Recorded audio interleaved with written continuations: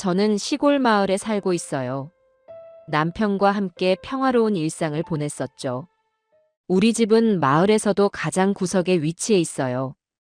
작은 언덕 위에 있어서 바람이 잘 통하고 사방으로 논밭이 펼쳐져 있답니다. 봄이 오면 텃밭에는 파릇파릇 새싹들이 돋아나고 여름이 되면 짙은 초록으로 물들죠. 가을이면 추수를 하고 겨울엔 텅 빈 들판을 바라보며 다음 계절을 준비해요. 그 모든 계절을 남편과 함께 보냈었답니다. 남편은 묵묵히 제 옆에서 일을 돕고 하루가 끝나면 둘이 앉아 감자를 삶아 먹으며 이런저런 이야기를 나누곤 했어요. 하지만 작년에 남편이 먼저 하늘나라로 떠났어요.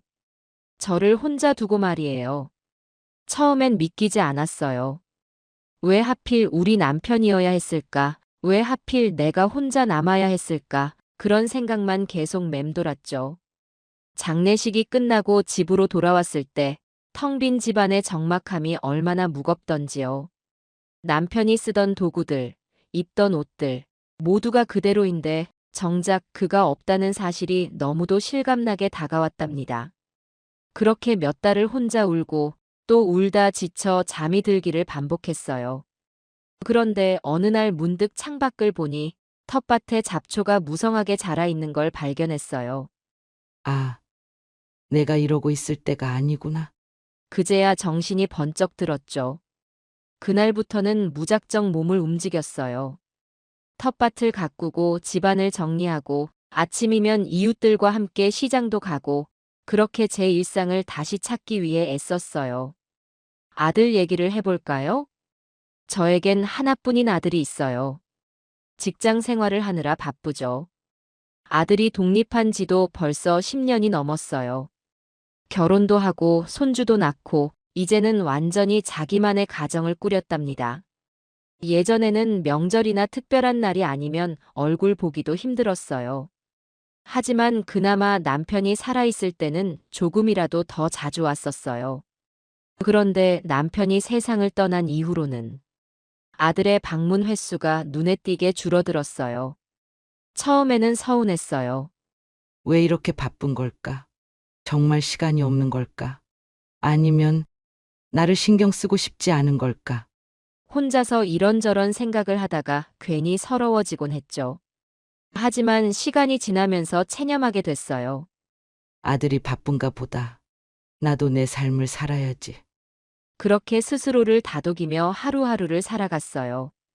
사실 혼자 있는 시간이 길어지다 보니 때로는 문득문득 외로움이 찾아오기도 해요. 특히 저녁 시간이 되면 집안이 고요해지잖아요. 그럴 때는 라디오를 틀어놓거나 남편과 함께 찍었던 사진들을 보며 시간을 보내요. 그러면서도 항상 아들이 잘 지내길 바랐어요. 서울에서 열심히 일하며 가족과 행복하게 살기를요. 그러던 어느 날, 제 무릎이 이상하다는 걸 느꼈어요. 평소에도 가끔 아프긴 했지만, 이번엔 통증이 더 심하고 오래 가더라고요. 처음엔 그냥 나이 탓이겠거니 했어요. 하지만 시간이 지날수록 걷기도 불편할 정도로 아파졌어요. 며칠 후 아침, 무릎이 더 심하게 아팠습니다. 걸음을 뗄 때마다 욱신거리는 통증이 온몸을 찌르는 것 같았어요. 손잡이를 붙잡고 겨우겨우 부엌으로 갔습니다. 싱크대 위에 놓인 국그릇을 내려놓으려는데 손이 떨렸어요. 그릇을 떨어뜨릴까봐 조심스레 움직였지만 작은 움직임에도 무릎이 저려왔습니다. 안 되겠다. 병원에 가야겠어. 혼잣말을 하며 거실로 와 전화를 들었어요. 아들에게 연락을 해야겠다는 생각이 들었습니다. 아들아, 엄마가 무릎이 너무 아파. 큰 병원에 가야 할 것 같아. 전화기 너머에서 아들의 목소리가 들렸습니다. 엄마, 지금 회사에 있는데요. 나중에 전화할게요. 기대했던 답이 아니었지만 워낙 바쁜 아이라는 걸 알기에 저는 더는 묻지 않았어요. 하지만 마음 한편이 텅 빈 것처럼 서글펐습니다. 그날 오후 다시 아들에게 전화를 걸었어요. 아들아, 병원은 엄마 혼자 가기 힘들어. 같이 좀 가줄 수 있겠니? 엄마, 지금 너무 바빠요. 다음에 가요. 아들의 단호한 목소리를 듣고 저는 전화를 끊었어요. 세 번째로 전화를 걸었을 때도 결과는 같았습니다. 엄마, 중요한 프로젝트 중이에요. 알아서 다녀오시면 안 될까요? 한숨이 나왔습니다. 제가 전화를 끊은 뒤에도 아들의 말이 머릿속에서 떠나지 않았어요. 알아서 다녀오라니. 혼자 중얼거리며 창밖을 바라봤습니다. 텃밭에는 봄나물이 무성하게 자라고 있었어요. 하지만 그 모습을 보는 기쁨도 느껴지지 않았습니다. 그저 외롭다는 생각뿐이었어요. 평생을 자식을 위해 살아왔는데 내가 아플 때는 이렇게 외면당하는 건가 싶었습니다. 남편이 살아있었다면 어땠을까요? 그는 단 한 번도 저를 혼자 두지 않았을 거예요. 하지만 남편은 없고 아들마저 멀게 느껴지는 순간이었습니다. 밤이 되자 무릎의 통증이 더욱 심해졌습니다. 잠을 자려고 누웠지만 왼쪽으로 몸을 돌릴 때마다 무릎이 찌릿거렸어요. 어쩌다가 이렇게 됐을까? 눈물이 나려는 걸 억누르며 아침이 오기만을 기다렸습니다. 다음 날 혼자서라도 병원에 가기로 마음먹었어요. 무릎 보호대를 하고 지팡이를 짚은 채 천천히 집 밖으로 나갔습니다. 마을 버스 정류장까지 걷는 길도 멀게 느껴졌어요. 걸음을 뗄 때마다 무릎이 욱신거리는데 어쩐지 제 마음까지 같이 아픈 것 같았습니다. 버스에 올라타서도 아들에게 전화했던 일이 자꾸 떠올랐어요. 왜 자식은 부모가 힘들 때 곁에 있어주지 않는 걸까? 제가 아들에게 뭘 그렇게 잘못했나 싶기도 했습니다. 하지만 이런 생각들이 오히려 제 마음을 더 아프게 만들 뿐이었어요. 병원에 도착하니 사람이 많았습니다. 접수를 하고 의사 선생님을 만나기까지 2시간을 기다렸어요. 그 시간 동안에도 저는 혼자 앉아 주변을 둘러보며 생각했습니다. 다들 이렇게 병원을 혼자 오는 걸까? 아니면 나만 그런 걸까? 병원 대기실에는 혼자 온 어르신들이 꽤 많았어요. 그분들 모습을 보니 이상하게도 위안이 됐습니다. 그래. 나만 이런 건 아니구나. 검사를 받고 의사 선생님의 이야기를 들었어요. 큰 병은 아니시고 무릎 관절염 초기 단계입니다. 운동을 조금 줄이고 약을 드시면 괜찮아질 겁니다. 다행히 심각한 병이 아니라는 말에 마음이 놓였어요. 약을 받아들고 다시 집으로 돌아오는 길이었지만 기쁨보다는 허탈함이 더 크게 다가왔습니다. 다행히 큰 병이 아니라서 아들에게 이야기하지 않아도 되겠구나. 저는 그렇게 스스로를 위로했어요. 하지만 그날 밤 아들에게 도움을 요청했을 때의 그 차가운 목소리가 자꾸 떠올랐습니다. 그리고 그 목소리 속에 담긴 무심함이 저를 더 외롭게 만들었어요. 그날 저녁은 유난히 어두운 기분으로 흘러갔어요. 평소엔 텔레비전을 보며 시간을 보내는데 그날은 화면이 눈에 들어오지 않았어요. 아들이 바쁜 건 이해하려고 했지만 그렇게 3번이나 거절당한 기억이 마음에서 떠나질 않았어요. 혼자 밥을 먹는 것도 힘들었어요. 숟가락을 들었다가 내려놓기를 반복하며 한참을 앉아 있었어요. 차라리 배고프지 않으면 좋겠다는 생각마저 들었어요. 창밖을 바라보니 달빛이 유난히 밝았어요. 그 빛 아래 텃밭이 고요히 자리 잡고 있었어요. 이 텃밭도 내가 없으면 버려질 텐데 그런 생각이 들자 가슴이 먹먹해졌어요. 아들에게 연락하지 말았어야 했을까? 혼자 계속 견디는 게 맞았을까 싶기도 했어요. 하지만 그럴수록 눈물이 차올랐어요. 밤이 깊어가는데도 잠이 오지 않았어요. 이불 속에 누워 천장을 바라보며 뒤척였어요. 남편이 살아있었다면 이런 기분이 들었을까요? 그가 곁에 있었다면 아마 제가 말 꺼내기도 전에 병원에 데려갔을 거예요. 한없이 자상하고 저를 먼저 생각해주던 사람이었어요. 그런 남편을 떠올리다 보니 눈가가 뜨거워졌어요.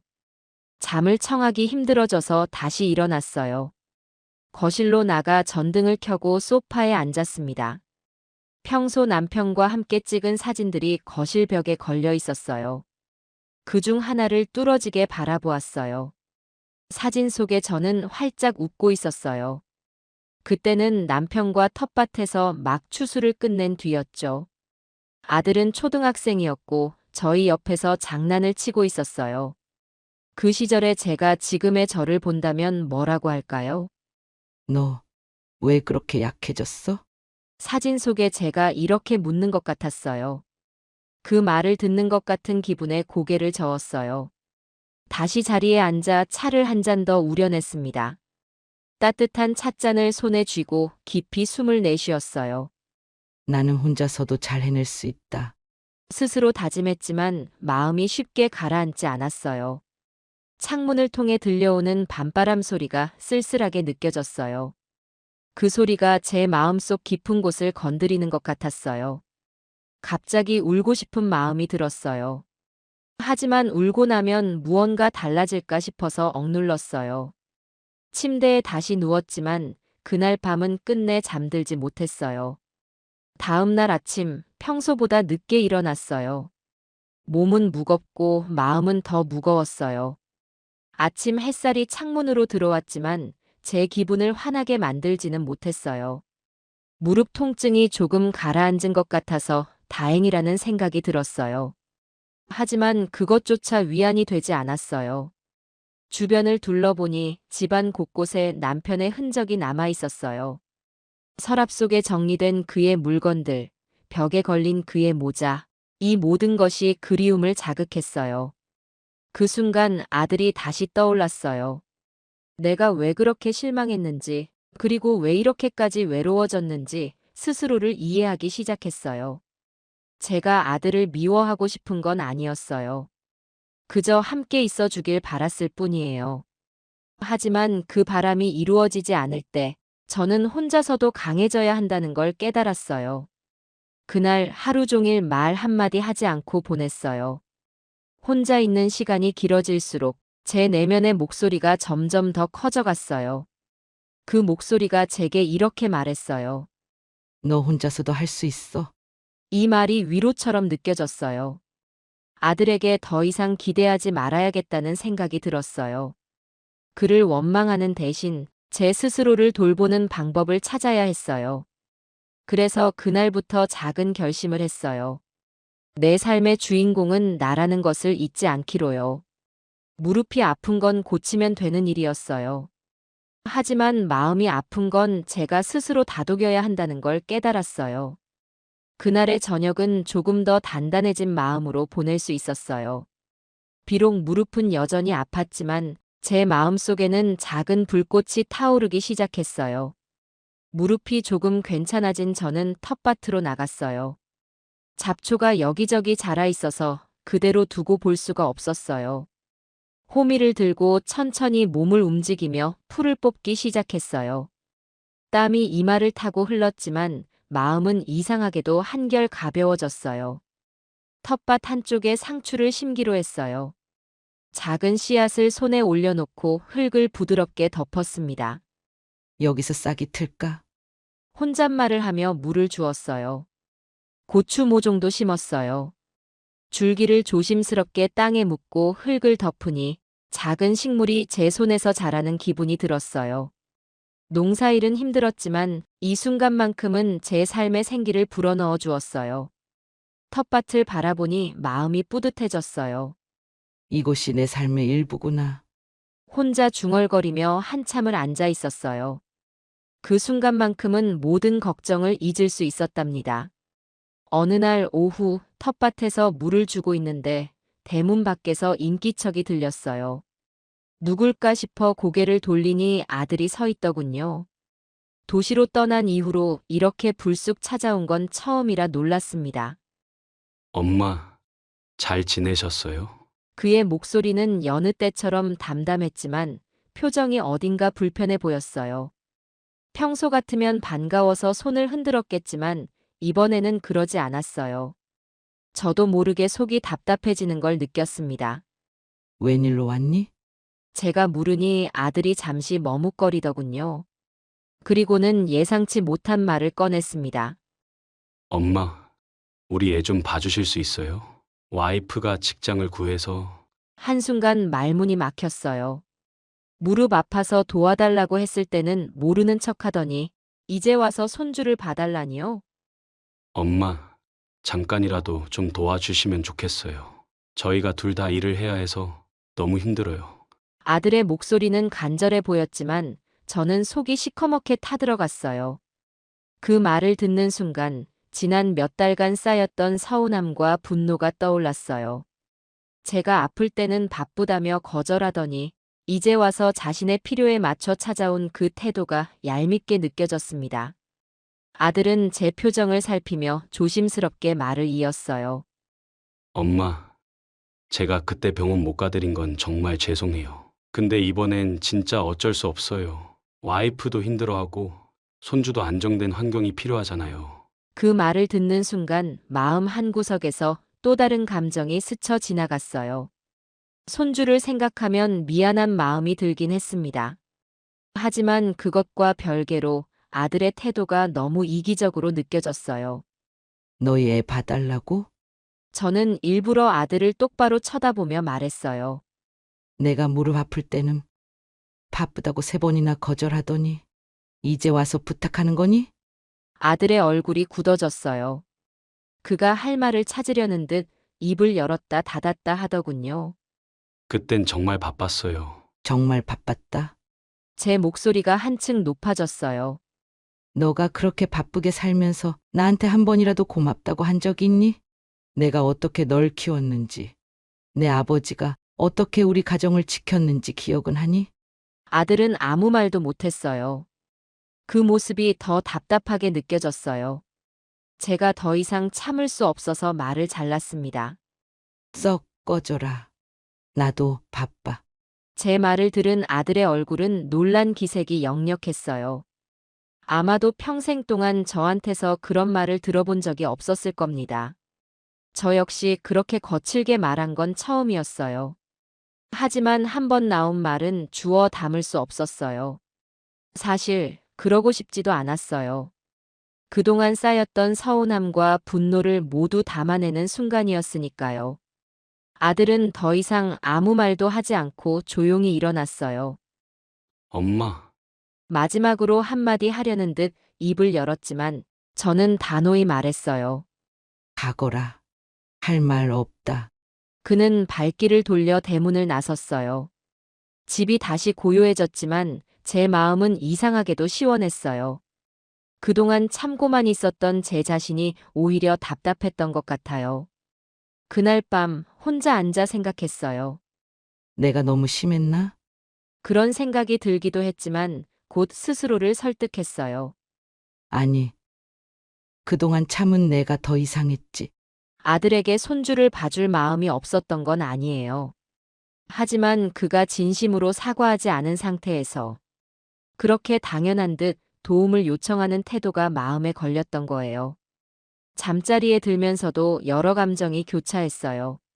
하지만 한 가지는 분명했어요. 이제는 제 삶을 위해 그리고 제 마음을 위해 더 이상 참지 않기로 한 제 결심이요. 그날의 일은 제게 큰 전환점이 되었어요. 그동안 가족을 위해서라면 뭐든 참아야 한다고만 생각했던 제가 처음으로 제 자신을 우선순위에 두기로 결심한 날이었거든요. 아들이 떠난 뒤 집은 다시 조용했어요. 하지만 이번에는 그 고요함이 더 이상 외롭지 않게 느껴졌어요.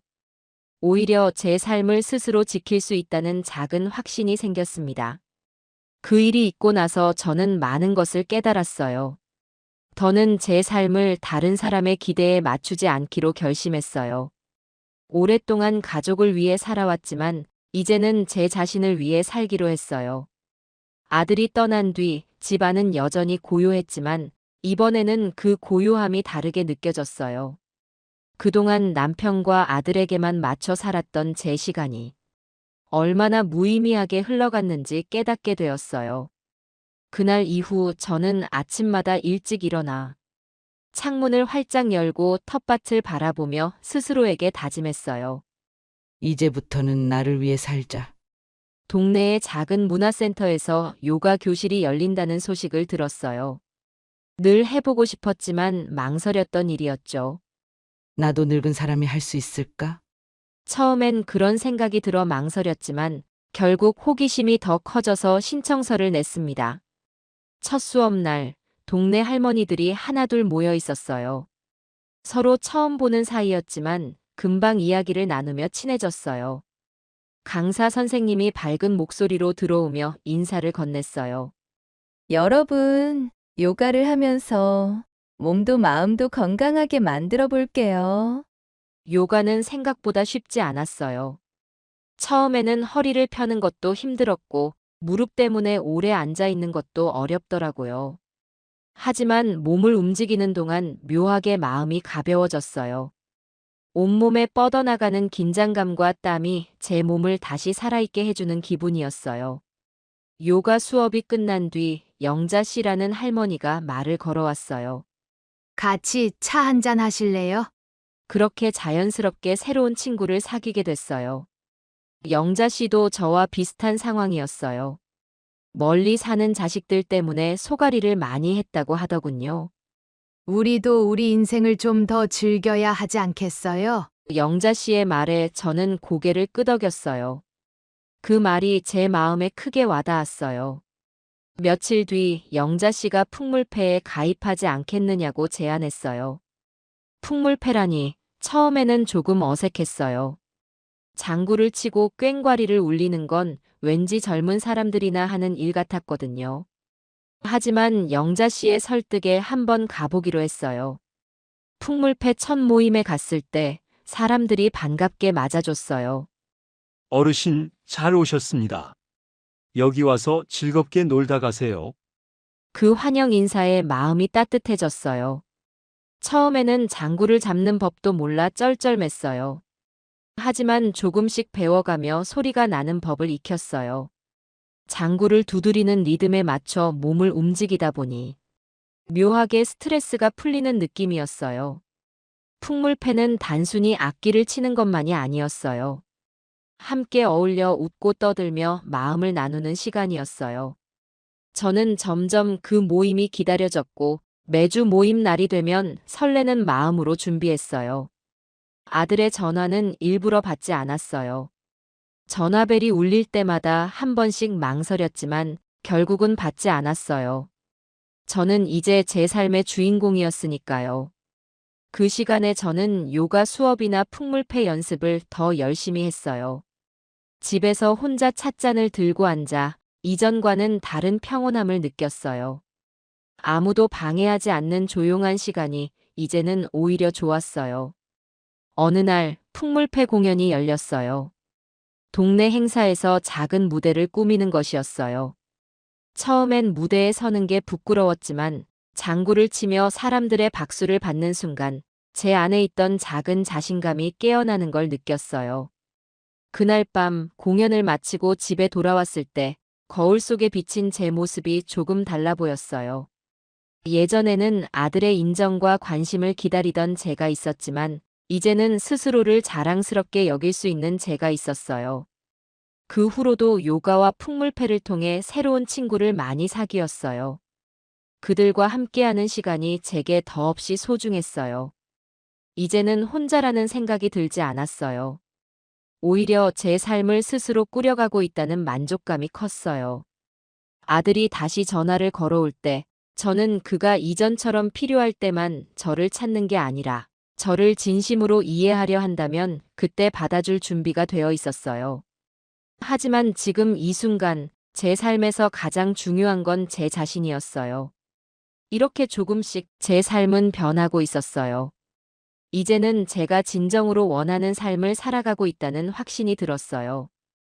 어느 날 오후 영자 씨와 함께 차 한 잔을 했어요. 풍물패 연습을 마치고 동네 찻집에 들른 거였죠. 작은 찻집은 아담하고 조용했어요.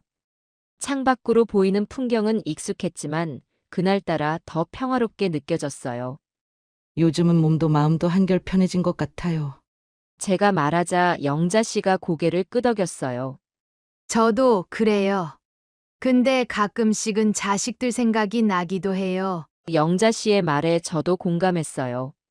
저 역시 아들이 전화를 안 하면 서운할 때가 있었으니까요. 하지만 저는 일부러 그런 감정을 뒤로 미뤘어요. 제 삶에 집중하려고 노력했죠. 근데 있잖아요. 영자 씨가 차를 한 모금 마시며 말을 이었어요. 우리 애들도 꼭 필요할 때만 저를 찾아요. 평소에는 연락 한 통 없으면서 뭔가 부탁할 게 있으면 그때만 전화하더라고요. 그 말을 듣고 저는 잠시 멍하니 있었습니다. 저와 똑같은 경험을 했다는 걸 알고 나니 왠지 모를 동질감이 느껴졌어요. 맞아요. 저도 그래요. 아들이 전화하면 대부분 부탁이더라고요. 영자 씨가 고개를 끄덕이며 웃었어요. 그런데 말이에요. 처음엔 서운했는데 요즘은 그냥 그러려니 하게 되더라고요. 그게 우리가 할 수 있는 최선이잖아요. 그 말에 저도 따라 웃었어요. 서로의 이야기를 나누는 동안 마음속 깊이 쌓여있던 응어리가 조금씩 풀리는 것 같았어요. 이야기를 나누면서 영자 씨와 저는 서로 위로가 되었어요. 영자 씨는 남편과 일찍 사별했다고 했어요. 저와 비슷한 상황이었죠. 남편이 떠난 후 혼자 아이들을 키웠다고 하더군요. 그때는 정말 죽을 만큼 힘들었어요. 근데 지금은 다 지나갔잖아요. 영자 씨의 말은 단순했지만 깊은 울림이 있었어요. 그녀도 저처럼 많은 시간을 자식에게 바쳤고, 이제는 자신의 삶을 찾기 위해 노력하고 있었어요. 그 모습이 저에게 큰 용기를 주었답니다. 우리 이제 자식들 때문에 속상해하지 말고 우리끼리 더 즐겁게 살아요. 영자 씨가 이렇게 말하며 웃었어요. 저도 그 말에 동의하며 고개를 끄덕였어요. 그래요. 우리도 우리를 위해 살아야죠. 그날 이후로 영자 씨와의 우정은 더욱 깊어졌어요. 우리는 주말마다 만나 산책을 하거나 차를 마셨고, 가끔은 작은 도시로 나가 맛집을 찾아다니기도 했어요. 그런 시간을 보내며 저는 점점 더 삶의 활력을 느꼈어요. 어느 날 영자 씨가 묻더군요. 혹시 아드님이 다시 연락해 왔어요? 저는 잠시 생각하다가 대답했어요. 전화는 몇 번 왔어요. 근데 제가 받지 않았어요. 이젠 제가 먼저 다가가지 않으려고요. 영자 씨가 제 말을 듣고 웃으며 고개를 끄덕였어요. 맞아요. 너무 매달리지 말아요. 이제는 우리가 우리를 돌봐야 할 때잖아요. 그녀의 말에 저도 웃었어요. 우리 둘 다 그동안 너무 오랜 시간 자식들에게 의지하며 살았던 것 같았어요. 그런데 이제는 서로를 통해 새로운 삶의 방향을 찾아가고 있었어요. 그날 저녁 집으로 돌아오는 길에 저는 문득 이런 생각이 들었어요. 영자 씨처럼 나를 이해해주는 친구가 있어서 참 다행이다. 그날 이후로도 우리는 꾸준히 서로를 격려하며 우정을 이어갔어요. 또 다른 주말, 우리는 동네 행사에서 함께 풍물패로 공연을 했어요. 장구를 치며 웃고 떠드는 시간이 얼마나 소중하게 느껴지던지요. 그날 밤 영자 씨가 제게 이렇게 말했어요. 우리 정말 잘하고 있어요. 이렇게 사는 게 맞는 것 같아요. 행복하죠? 저는 그녀의 말에 진심으로 고개를 끄덕였어요. 그래요. 행복해요. 이렇게라도 나 자신을 찾으니 정말 좋네요.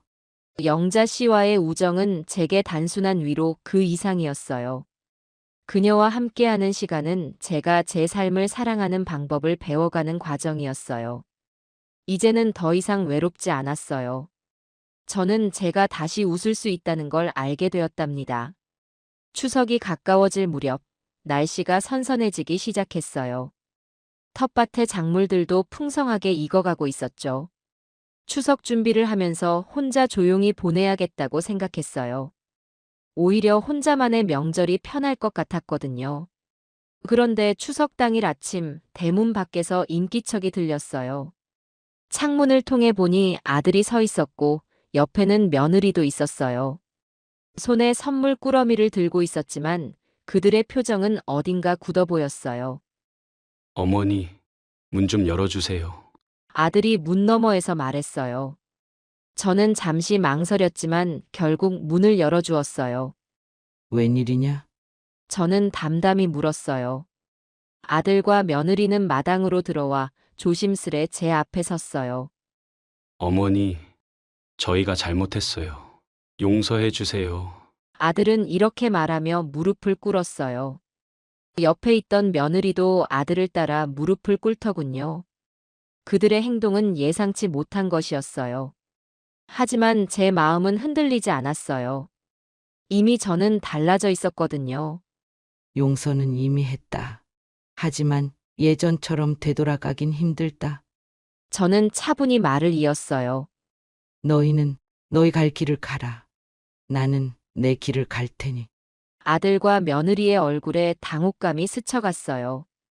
아들은 고개를 들지 못하고 며느리는 울먹이는 목소리로 말했어요. 어머니, 저희가 너무 이기적이었어요. 그땐 정말 죄송했어요. 저는 그 말을 들으면서도 크게 동요하지 않았어요. 이제 와서 그런 말을 하면 뭐가 달라지겠니? 제 목소리는 냉정했지만 진심이었어요. 나는 너희가 나를 필요로 할 때만 찾는다는 걸 이미 알고 있다. 아들은 아무 대답도 하지 못했어요. 그저 고개를 숙인 채 말없이 앉아 있었어요. 며느리는 조심스레 손을 뻗어 제 손을 잡으려 했지만 저는 그 손을 천천히 피했어요. 나는 너희를 미워하지 않는다. 그렇다고 예전처럼 모든 걸 받아줄 수도 없다. 저는 단호히 말했어요. 너희가 진심으로 잘 살길 바란다. 그게 내가 원하는 전부다. 잠시 침묵이 흘렀어요. 그 침묵 속에서 아들과 며느리는 무거운 마음을 느끼는 듯 했어요. 그들은 결국 일어나며 조용히 인사를 했어요. 어머니, 죄송합니다. 그리고 감사합니다. 저는 아무 말도 하지 않았어요. 그들이 떠나는 모습을 그저 지켜봤어요. 마당에 놓인 작은 돌멩이 하나를 바라보며 제 마음속에서 한 가지 생각이 떠올랐어요. 나는 더 이상 과거의 내가 아니구나. 그 생각은 이상하게도 저를 편안하게 만들었어요. 그날 저녁 홀로 차를 마시며 창밖을 바라봤어요. 달빛이 고요하게 마당을 비추고 있었어요. 그 빛 아래 제가 심은 상추와 고추가 조용히 흔들리고 있었어요. 제 마음도 그 흔들림처럼 잔잔하게 가라앉아 있었어요. 이제는 내가 나를 위해 살아도 되겠구나. 그런 결심이 한층 더 굳어졌어요. 그날 이후 아들과 며느리의 연락은 뜸해졌어요. 하지만 저는 그것이 오히려 더 나았어요. 자주 보지 않아도 서로가 각자의 자리에서 잘 살아가면 된다고 믿었거든요. 저는 여전히 동네 친구들과 어울리며 지냈어요. 요가와 풍물패 활동도 계속했어요.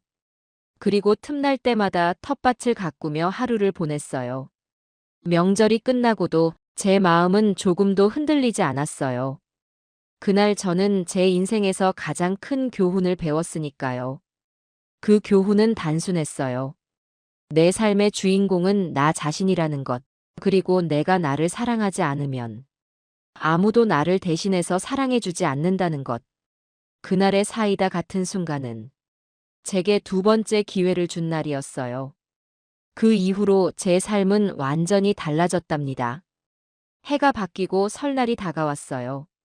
설날 아침, 유난히 맑은 하늘을 보며 창밖을 내다봤습니다. 텃밭에는 아직 겨울의 흔적이 남아 있었고, 마당에는 차가운 바람이 스쳐 지나가고 있었어요. 작년과 다르게 올해는 조용한 설날이 될 것 같았어요. 저번 추석에 했던 말 때문인지 아들과 며느리는 설날이 되어도 오지 않았어요. 명절마다 왔던 아들 가족이 없는 집은 훨씬 조용했어요. 하지만 저는 그 조용함이 싫지 않았어요. 오히려 홀로 있는 이 시간이 평화롭게 느껴졌습니다. 식탁에 앉아 간단히 차린 떡국을 먹으며 생각했어요. 이번 설날은 나를 위해 어떻게 보낼까? 그동안 명절은 늘 누군가를 위해 바쁘게 보냈던 시간이었거든요. 하지만 이번에는 오롯이 제 자신을 위한 날로 만들어 보기로 했어요. 떡국을 먹고 난 뒤 집안 곳곳을 정리하기 시작했어요. 작년 추석 이후로 쌓인 작은 짐들과 옛날 물건들을 하나씩 정리했어요. 남편이 남긴 물건 중 아직도 버리지 못한 것들이 많았어요. 작은 상자에서 남편의 옛날 메모가 적힌 종이를 발견했어요. 그 메모에는 이렇게 적혀 있었어요. 살아갈 때 가장 중요한 건 자신의 삶을 사랑하는 거. 남편이 남긴 말이 제 가슴을 울렸어요. 그래. 이제 내 삶을 더 사랑해야지. 그 다짐을 되새기며 물건들을 정리해 나갔어요. 정리를 마친 뒤에는 영자 씨와 함께 새해를 맞이하며 차 한 잔을 나누기로 했어요. 동네 찻집에서 만난 영자 씨는 늘 밝은 모습이었어요. 설날이라고 해서 꼭 전 부치고 손님 맞이만 해야 하는 건 아니죠. 우리도 우리 방식대로 보내면 되는 거예요. 영자 씨의 말에 저도 크게 고개를 끄덕였어요. 영자 씨는 요즘 스마트폰 강좌를 듣기 시작했다고 했어요. 이제는 우리도 젊은 사람들처럼 기술 좀 배워야 하지 않겠어요? 그 말에 저는 약간 웃음이 났지만 흥미가 생기기도 했어요. 정말요? 그게 어렵진 않아요? 제가 묻자 영자 씨가 자신 있게 말했어요. 처음엔 어렵죠. 근데 배우다 보면 재미있어요. 유튜브도 보고 사진도 찍고 카톡으로 친구랑 얘기도 하고요. 그 이야기를 듣고 저도 도전해 보기로 결심했어요. 그동안 저는 텃밭일과 풍물패에만 몰두했지만 새로운 걸 배우는 것도 필요하다는 생각이 들었거든요. 며칠 뒤 동네 문화센터에서 열린 스마트폰 강좌에 등록했어요. 첫날 강의실에 들어가니 비슷한 나이대의 사람들이 이미 자리에 앉아 있었어요. 어서 오세요. 앉으세요. 강사 선생님이 활짝 웃으며 저를 반겨주었습니다. 강의는 기본적인 스마트폰 사용법부터 시작했어요. 처음에는 화면을 누르고 앱을 여는 것조차 익숙하지 않아서 힘들었어요. 이거 왜 이렇게 어렵지? 혼잣말을 하며 터치스크린을 조작하는 제 손이 어색했어요. 하지만 옆자리의 할머니가 도움을 주셨어요. 천천히 하시면 돼요. 처음엔 다 그런 거예요. 조금씩 배우다 보니 스마트폰이라는 작은 기계가 얼마나 많은 일을 할 수 있는지 알게 되었어요. 유튜브에서 텃밭 가꾸기 영상을 찾아보기도 하고 사진을 찍어 저장하는 법도 익혔어요. 강의가 끝나고 집으로 돌아오는 길에 저는 스마트폰으로 텃밭의 겨울 풍경을 찍어봤어요. 그 사진을 보며 괜히 웃음이 났습니다. 나도 이런 걸 할 수 있구나. 그날 밤 침대에 누워 스마트폰으로 검색을 하며 시간을 보냈어요. 새로운 기술을 배우는 게 이렇게 재미있을 줄은 몰랐어요. 스스로에게 조금 자랑스러운 마음이 들었어요. 이제 나도 더 많은 것을 할 수 있겠구나. 설날은 그렇게 조용히 흘러갔지만 제게는 새로운 도전의 시작점이 되었어요. 아들이 오지 않은 명절은 외롭지 않았습니다. 오히려 제 삶에 더 집중할 수 있는 시간이었어요. 그 이후로 저는 스마트폰을 활용해 영자 씨와 더욱 자주 연락했어요. 어제 텃밭 사진 봤어요. 너무 예쁘던데요. 영자 씨의 문자를 받고 기분이 좋아졌어요. 새로운 도전은 제 삶을 더욱 풍요롭게 만들었어요. 스마트폰 강좌를 통해 다른 친구들도 많이 사귀었고 그들과 함께 새로운 계획도 세우기 시작했어요. 다음에는 우리 여행도 가볼까요? 영자 씨의 제안에 저는 크게 웃으며 고개를 끄덕였어요. 그래요. 우리 이제 더 많이 누려야죠. 그렇게 설날은 단순히 명절이 아니라 저에게 새로운 시작을 알리는 날이 되었어요. 이제는 제가 제 삶을 스스로 채워나가고 있다는 것이 자랑스러웠어요.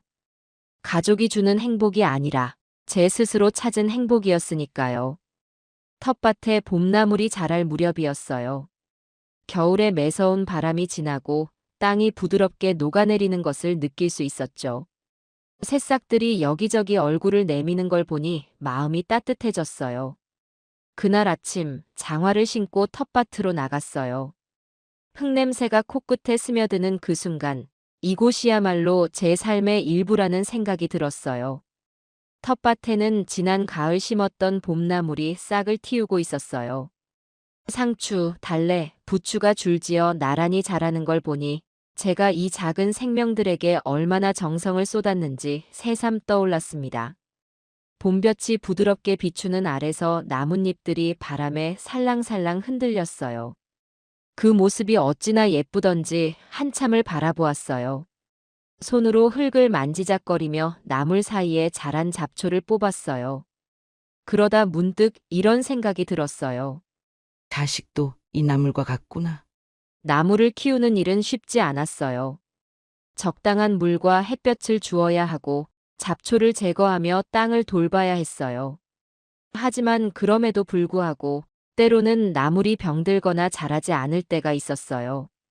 그런 나무를 보며 속상해했지만 결국 자연의 흐름을 받아들일 수밖에 없었죠. 그때 깨달았어요. 자식도 나물과 같다는 걸요. 정성껏 키워도 그들이 자라나는 방식은 제 마음대로 할 수 없는 거였어요. 어떤 나물은 시들어가고 어떤 나물은 더 크게 자라지만 그건 모두 자연의 법칙 속에 있는 거였어요. 저는 텃밭에서 자라는 나무를 보며 아들과의 관계를 떠올렸어요. 내가 아무리 그에게 잘해주고 싶어도 그가 어떻게 자랄지는 그의 몫이구나. 텃밭 한쪽에 심어둔 상추가 바람에 휘청이는 걸 보며 마치 제 마음처럼 느껴졌어요. 하지만 그 상추는 제 손길 없이도 바람에 견디고 있었어요. 그 순간 깨달았어요. 내가 그에게 더 이상 의지하지 않아도 되겠구나. 아들은 이제 자기 길을 가고 있는 거였어요. 제가 어떻게 할 수 없는 부분이 더 많다는 걸 인정해야 했어요. 그 깨달음은 처음엔 조금 쓸쓸했지만 곧 제게 자유를 주었습니다. 제가 더 이상 아들의 선택과 행동에 얽매이지 않는다면 제 삶도 한결 가벼워질 테니까요. 그날 저는 텃밭 일을 마치고 작은 바구니에 봄나물을 담았어요. 싱그러운 향이 코끝을 스치며 기분이 좋아졌어요. 이제는 나도 나를 위해 살자. 마음속으로 그렇게 되뇌었어요. 집에 들어와 나물로 간단한 저녁을 준비했어요. 된장국에 달래를 넣고 새싹 채소로 샐러드를 만들었어요. 한 입 한 입 먹을 때마다 봄의 향기가 입안 가득 퍼졌어요. 그 맛은 단순히 음식의 맛을 넘어 새로운 삶의 시작처럼 느껴졌어요. 저는 그날 밤 창문을 열고 밖을 내다봤어요. 하늘에는 별들이 반짝이고 있었어요. 별빛 아래 서 있는 텃밭을 보며 제 마음은 그 어느 때보다 평온했어요. 그 후로도 저는 텃밭에서 많은 시간을 보냈어요. 잡초를 뽑고 나물에 물을 주며 자연과 함께하는 시간이 제게는 명상 같은 순간이 되었어요. 그리고 그 시간들은 제 삶에 더 많은 깨달음을 가져다 주었어요. 아들과의 관계는 예전처럼 가깝지 않았지만 저는 더 이상 그걸 문제로 삼지 않았어요. 그저 그가 자신의 방식대로 살아가길 바랐어요. 그리고 저도 제 방식대로 살아가기로 했어요. 텃밭에서 나무를 키우는 일은 결국 제 자신을 키우는 일이기도 했어요. 제 삶을 돌보고 제 마음을 돌보는 시간이었어요. 그건 제가 제 자신에게 줄 수 있는 가장 큰 선물이었어요. 봄날의 텃밭은 제게 많은 것을 가르쳐 주었어요. 자연은 가르치지 않아도 많은 걸 말해주죠. 그리고 그 말은 제게 이렇게 속삭였어요. 너는 너대로 충분히 잘하고 있어. 그날 이후로 저는 더 이상 자식에게 애쓰지 않기로 했어요. 대신 저를 더 사랑하고 제 삶을 더 풍요롭게 만드는 데 집중했어요. 그게 제가 찾은 가장 큰 깨달음이었어요. 어느 날 저녁 해가 지고 텃밭이 고요히 어둠에 잠기던 시간이었어요. 문득 대문 밖에서 인기척이 들렸습니다. 이 시간에 누가 왔을까 싶어 문을 열어보니 아들이 서 있더군요. 엄마, 잠깐 이야기 좀 할 수 있을까요? 그의 목소리는 어딘가 힘이 없어 보였어요. 저는 대답 없이 문을 열고 그를 안으로 들였습니다. 마루에 앉아 서로 마주보며 잠시 침묵이 흘렀어요. 무슨 일이냐? 제가 물으니 아들이 고개를 숙이며 어렵게 입을 열었어요. 엄마, 저 돈이 좀 필요해요. 그 말이 끝나자마자 제 속에서 무언가 뜨겁게 올라왔습니다. 사업이 잘 안 돼서요. 어려운 상황이라 잠깐만이라도 빌려주시면 꼭 갚을게요. 그는 간절한 목소리로 말했지만 그 말은 제 귀에 공허하게 들렸어요. 돈이 필요하다고? 저는 그의 말을 되뇌며 천천히 고개를 저었어요. 너희 아버지가 아플 때 너가 뭐 했는지 기억하니? 제 목소리는 차가웠지만 감정을 억누르고 있었습니다. 아들은 그 말에 놀란 표정을 지으며 입을 열었습니다. 엄마, 그때는 제가 정말 바빴어요. 제대로 신경 쓰지 못한 건 잘못했어요. 하지만 지금은 저는 그의 말을 잘랐어요. 지금은 뭐가 다르지? 너가 필요할 때만 나를 찾는 건 똑같잖아. 제 목소리는 점점 단호해졌습니다.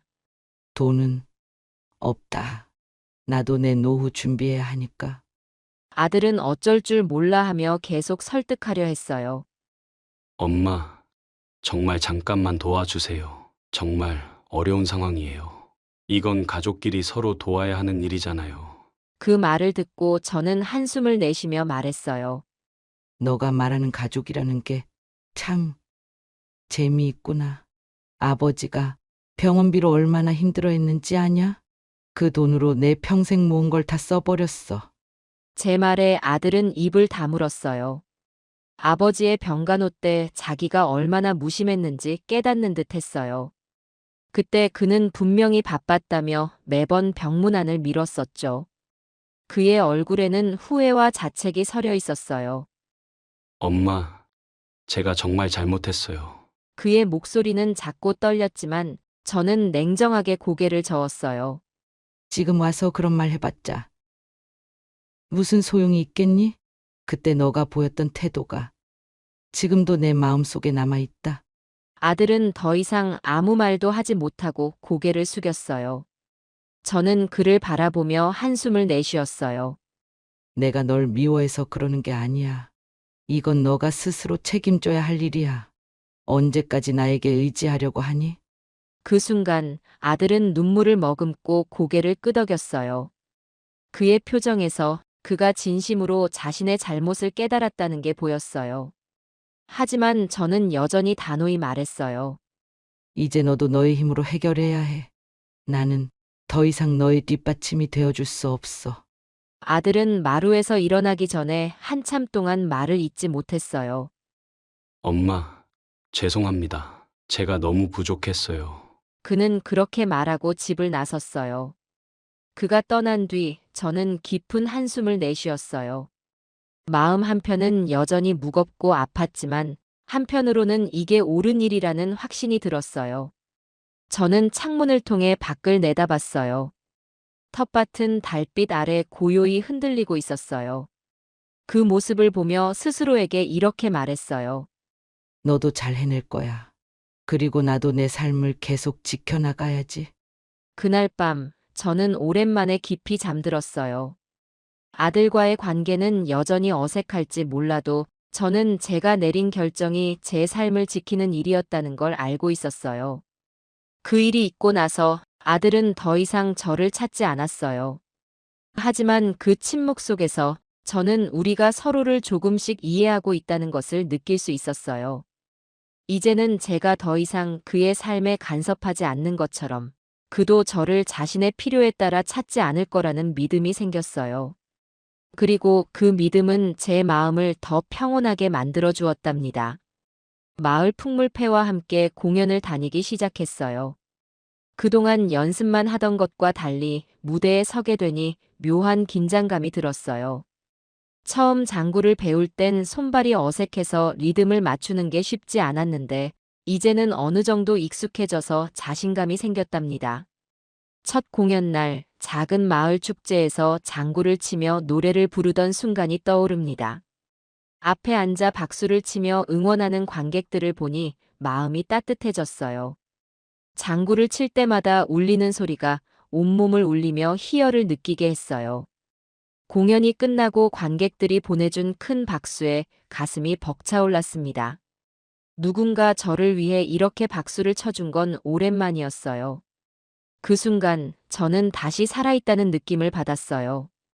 풍물패와 함께하는 시간은 단순히 연주를 넘어 제 삶에 새로운 활력을 불어넣어 주었어요. 이웃들과 함께 웃고 떠드는 시간은 이전과는 다른 행복을 느끼게 했어요. 이런 게 진정한 행복이구나. 하고 스스로 말하곤 했답니다. 공연을 다니며 새로운 마을을 구경하는 것도 큰 즐거움이었어요. 풍물패 멤버들과 함께 간단한 도시락을 나눠 먹으며 추억을 쌓았어요. 그들은 제게 새로운 가족과도 같았어요. 삶에 있어 가장 중요한 것은 크고 화려한 것이 아니라 이렇게 소박하고 진솔한 순간들이라는 걸 깨달았어요. 그렇게 저는 제 인생의 새로운 장을 써내려가기 시작했답니다. 어느 날 집 앞 우체통에서 작은 편지 하나를 발견했어요. 편지 봉투에 서툰 글씨로 할머니께라고 적혀 있었어요. 손주가 보낸 편지라는 걸 직감했죠. 봉투를 열어보니 귀여운 그림과 함께 서툴게 쓴 글씨가 있었습니다. 할머니, 보고 싶어요. 그 단순한 문장에 마음이 흔들렸어요. 손주를 떠올리니 웃음이 나면서도 한편으로는 미안한 마음이 들었어요. 그동안 아들과 며느리와의 관계를 정리하느라 손주에게 소홀했던 게 떠올랐어요. 하지만 동시에 이제는 제가 모든 걸 선택할 수 있다는 사실이 위안이 되었어요. 편지를 들고 한참을 고민했어요. 손주의 진심 어린 마음을 모른 척할 수는 없었어요. 그러나 이전처럼 그들에게 휘둘리며 살고 싶지도 않았어요. 결국 제 나름의 결론을 내렸어요. 가끔 보는 게 서로에게 더 좋겠구나. 손주와 시간을 보내는 건 기쁘지만 제 삶의 중심은 여전히 제가 되어야 한다는 걸 잊지 않기로 했어요. 며칠 뒤 손주와 아들이 집에 찾아왔어요. 손주는 달려와 제 품에 안기며 웃었어요. 할머니, 정말 보고 싶었어요. 그 아이의 맑은 목소리를 들으며 마음이 따뜻해졌습니다. 그날 우리는 함께 텃밭에서 시간을 보냈어요. 손주는 작은 손으로 흙을 만지며 씨앗을 심었어요. 그 모습이 얼마나 귀엽고 사랑스럽던지요.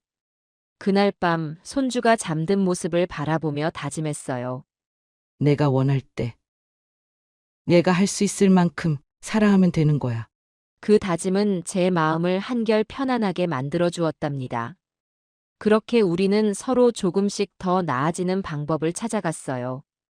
이제는 억지로 애쓰지 않아도 되는 관계, 그게 제가 찾은 화해의 방법이었어요. 명절 아침이었어요. 창문을 열자 신선한 겨울바람이 느껴졌어요. 텃밭은 눈으로 덮여 고요했지만 그 아래에는 새로운 생명이 자라날 준비를 하고 있을 거라 생각했어요. 설거지를 마치고 마루에 앉아 한가로이 차를 마시고 있는데 갑자기 대문 밖에서 발소리가 들렸어요. 누굴까 싶어 문을 열어보니 아들과 며느리, 그리고 손주가 서 있었어요. 어머니, 새해 복 많이 받으세요. 아들이 활짝 웃으며 인사했어요. 그 뒤로 며느리와 손주도 고개를 숙이며 인사했죠. 저는 담담히 대답했어요. 그래, 잘 왔다. 들어와라. 그들이 들고 온 선물 꾸러미를 마루에 내려놓으며 손주가 저를 꼭 끌어안았어요. 할머니, 보고 싶었어요. 그 아이의 웃음소리에 마음이 녹아내리는 듯 했지만 저는 여전히 차분한 태도를 유지했어요. 식탁에 둘러앉아 이런저런 이야기를 나눴어요. 아들과 며느리는 명절답게 조심스러운 태도로 대화를 이어갔어요. 서로의 안부를 묻고 손주는 제 옆에 앉아 웃으며 과일을 먹고 있었어요. 그러다 아들이 갑자기 진지한 얼굴로 말을 꺼냈어요. 어머니, 이제 저희랑 같이 사시는 게 어떠세요? 그 말에 며느리도 고개를 끄덕이며 덧붙였어요. 어머니 혼자 계시는 게 늘 걱정돼요. 저희가 더 잘 모실게요. 순간 아들과 며느리의 진심이 담긴 표정을 보며 가슴 한편에서 미안함과 감사함이 교차했어요. 하지만 저는 이미 마음을 굳혔기 때문에 빙그레 웃으며 대답했어요. 난 여기가 좋다. 내 친구들도 있고 내 텃밭도 있고 여기서의 삶이 나에겐 가장 편안하다. 아들과 며느리는 예상치 못한 답에 약간 당황한 듯 했어요. 아들은 다시 설득하려 했어요. 어머니, 저희랑 같이 계시면 더 안전하고 편하실 거예요. 뭐든 저희가 도와드릴 수 있고요. 저는 고개를 저으며 말했어요. 내 마음은 고맙다. 하지만 내가 원하는 건 내 삶을 지키는 거란다. 제 목소리는 단호했지만 그 안에는 진심이 담겨 있었어요. 아들과 며느리는 잠시 서로의 얼굴을 바라봤어요. 그리고 아들이 조용히 한숨을 쉬며 말했어요. 알겠습니다, 어머니. 그럼 자주 찾아뵐게요. 혼자 계시는 동안 불편한 게 있으면 꼭 말씀해 주세요. 저는 미소를 지으며 대답했어요. 그래, 자주 와주는 건 좋지. 하지만 걱정은 말아라. 내가 스스로 잘 지낼 수 있는 법을 이미 알고 있으니까. 그날 대화는 그렇게 끝났어요. 손주는 제 손을 꼭 잡고 마당에서 놀자고 했고, 우리는 함께 눈 쌓인 텃밭을 걸었어요. 손주와 함께한 그 시간은 정말 즐거웠어요. 아들과 며느리가 떠난 뒤 저는 집안 곳곳을 돌아보며 생각했어요. 이 집에서 내가 얼마나 많은 추억을 쌓았던가. 그리고 그 추억이 저를 지금까지 살아가게 하는 힘이 되었다는 걸 깨달았어요. 이 집은 단순히 살고 있는 공간이 아니라 제 삶의 모든 것이 담긴 곳이었어요. 여기서의 평온한 시간이 제게 무엇보다 소중했어요. 물론 아들과 함께 사는 것도 나쁘진 않았을 거예요. 하지만 저는 제 삶을 제 방식대로 지키고 싶었어요. 그것이 저 자신을 존중하는 길이라고 믿었거든요. 그날 밤 텃밭을 바라보며 조용히 웃었어요. 저는 다시 한번 제 선택이 옳았다는 걸 느꼈어요. 그 선택이 제게 자유를 주고 제 자신을 더 사랑하게 만들어 주었으니까요. 명절은 그렇게 조용히 흘러갔지만 제 마음은 그 어느 때보다 평화로웠어요. 이제는 제가 제 삶을 스스로 결정할 수 있다는 사실이 무척 자랑스러웠답니다. 이제는 정말 알아요. 진정한 사이다란 상대를 미워하거나 복수하는 게 아니라 제 자신을 사랑하고 존중하는 것에서 나온다는 걸요. 제가 한때는 얼마나 억울하고 외로운 마음으로 살아왔는지 생각하면 지금의 제가 얼마나 달라졌는지 스스로 느껴집니다. 그리고 이 변화를 이루기까지 얼마나 많은 시간이 걸렸는지도요. 이제 저는 아침에 눈을 뜨면 창문을 열고 텃밭을 바라봅니다. 계절에 따라 변하는 풍경은 언제나 새롭고 그 속에서 작은 생명들이 자라는 모습은 제게 위안을 줍니다. 텃밭은 단순히 채소를 심고 가꾸는 장소가 아니에요. 이곳은 제가 제 삶을 다시 시작할 수 있었던 곳이고 제가 제 자신을 찾아가는 과정의 동반자 같은 존재랍니다. 매일 아침 텃밭에서 흙을 만지며 하루를 시작합니다. 고추나 상추, 부추 같은 채소들이 자라는 모습을 보면 제 마음도 한결 평온해져요. 자연이 주는 위로는 어떤 말로도 설명할 수 없는 거예요. 그리고 여전히 풍물패 활동도 꾸준히 하고 있어요. 함께 장구를 치며 웃고 떠드는 시간은 제게 또 다른 즐거움을 줍니다. 무대에 서서 관객들의 박수를 받을 때면 삶이 이렇게 흘러가도 괜찮다는 자신감이 차오릅니다. 친구들과의 만남도 여전히 중요해요. 영자 씨와 함께 차를 마시며 사는 이야기를 나누거나 문화센터에서 새로 만난 사람들과 웃고 떠들다 보면 제 삶이 얼마나 풍성해졌는지 느끼게 됩니다. 가끔은 손주도 보러 옵니다. 그 아이의 맑고 해맑은 웃음을 보면 마음이 따뜻해져요. 손주는 이제 저를 필요 이상으로 의지하지 않아요. 그저 저와 함께 있는 시간을 즐기며 제가 전해주는 작고 소박한 사랑을 받아갑니다. 하지만 제가 손주를 보는 시간은 제 선택이에요. 제가 원할 때, 제가 할 수 있을 때만 그들과 시간을 보냅니다. 더 이상 억지로 애쓰거나 희생하지 않기로 마음먹었으니까요. 그리고 그 선택은 제게 큰 자유를 가져다 주었어요. 어느 날 손주가 제게 물었어요. 할머니, 왜 이렇게 웃는 일이 많아요? 그 질문에 저는 한참을 생각하다 이렇게 대답했어요.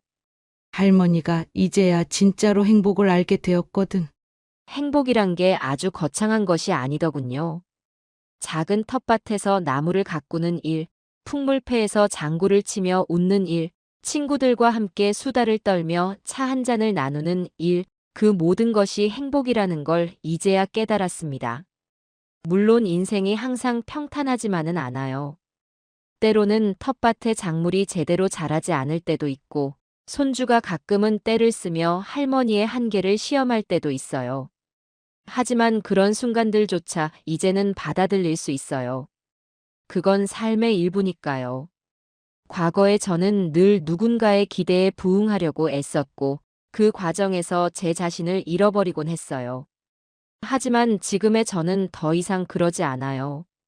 이제는 제 삶의 주인공이 저 자신이라는 걸 확실히 알게 되었거든요. 누군가가 저에게 당신은 이제 행복한가요? 라고 묻는다면 저는 망설임 없이 네, 정말 행복합니다. 라고 대답할 거예요. 행복은 더 이상 누군가에게 인정받는 것이 아니라 제가 제 자신을 인정하는 데서 온다는 걸 알게 되었어요. 그리고 그것을 깨닫기까지의 모든 과정이 지금의 저를 만들었답니다. 이제 저는 제 삶을 더 사랑합니다. 매일의 일상이 특별하다는 걸 알고 작은 순간에도 감사할 줄 아는 사람이 되었어요. 그래서 제 이야기는 여기서 끝나는 게 아니에요. 이건 끝이 아니라 또 다른 시작입니다. 제 삶의 새로운 장은 매일매일 다시 쓰여가고 있어요. 그리고 그 매 순간이 소중하고 감사할 뿐이에요. 지금 이 순간에도 텃밭의 작물은 자라고 풍물패의 리듬은 계속 울려 퍼지고 손주의 웃음소리는 제 마음속 깊이 남아 있습니다. 이게 바로 제가 찾은 행복이고 이제는 그 행복을 제 손으로 지켜나갈 겁니다. 그 누구도 아닌 오로지 제 방식으로요. 영화보다 더 영화 같은 제 인생 이야기를 들려드릴게요. 저는 올해로 73살이 되었답니다. 세월이 쏜살같이 흘러 어느덧 인생의 황혼기에 접어들었네요. 지금 생각해보면 20대 중반 24살에 결혼했던 게 엊그제 같아요.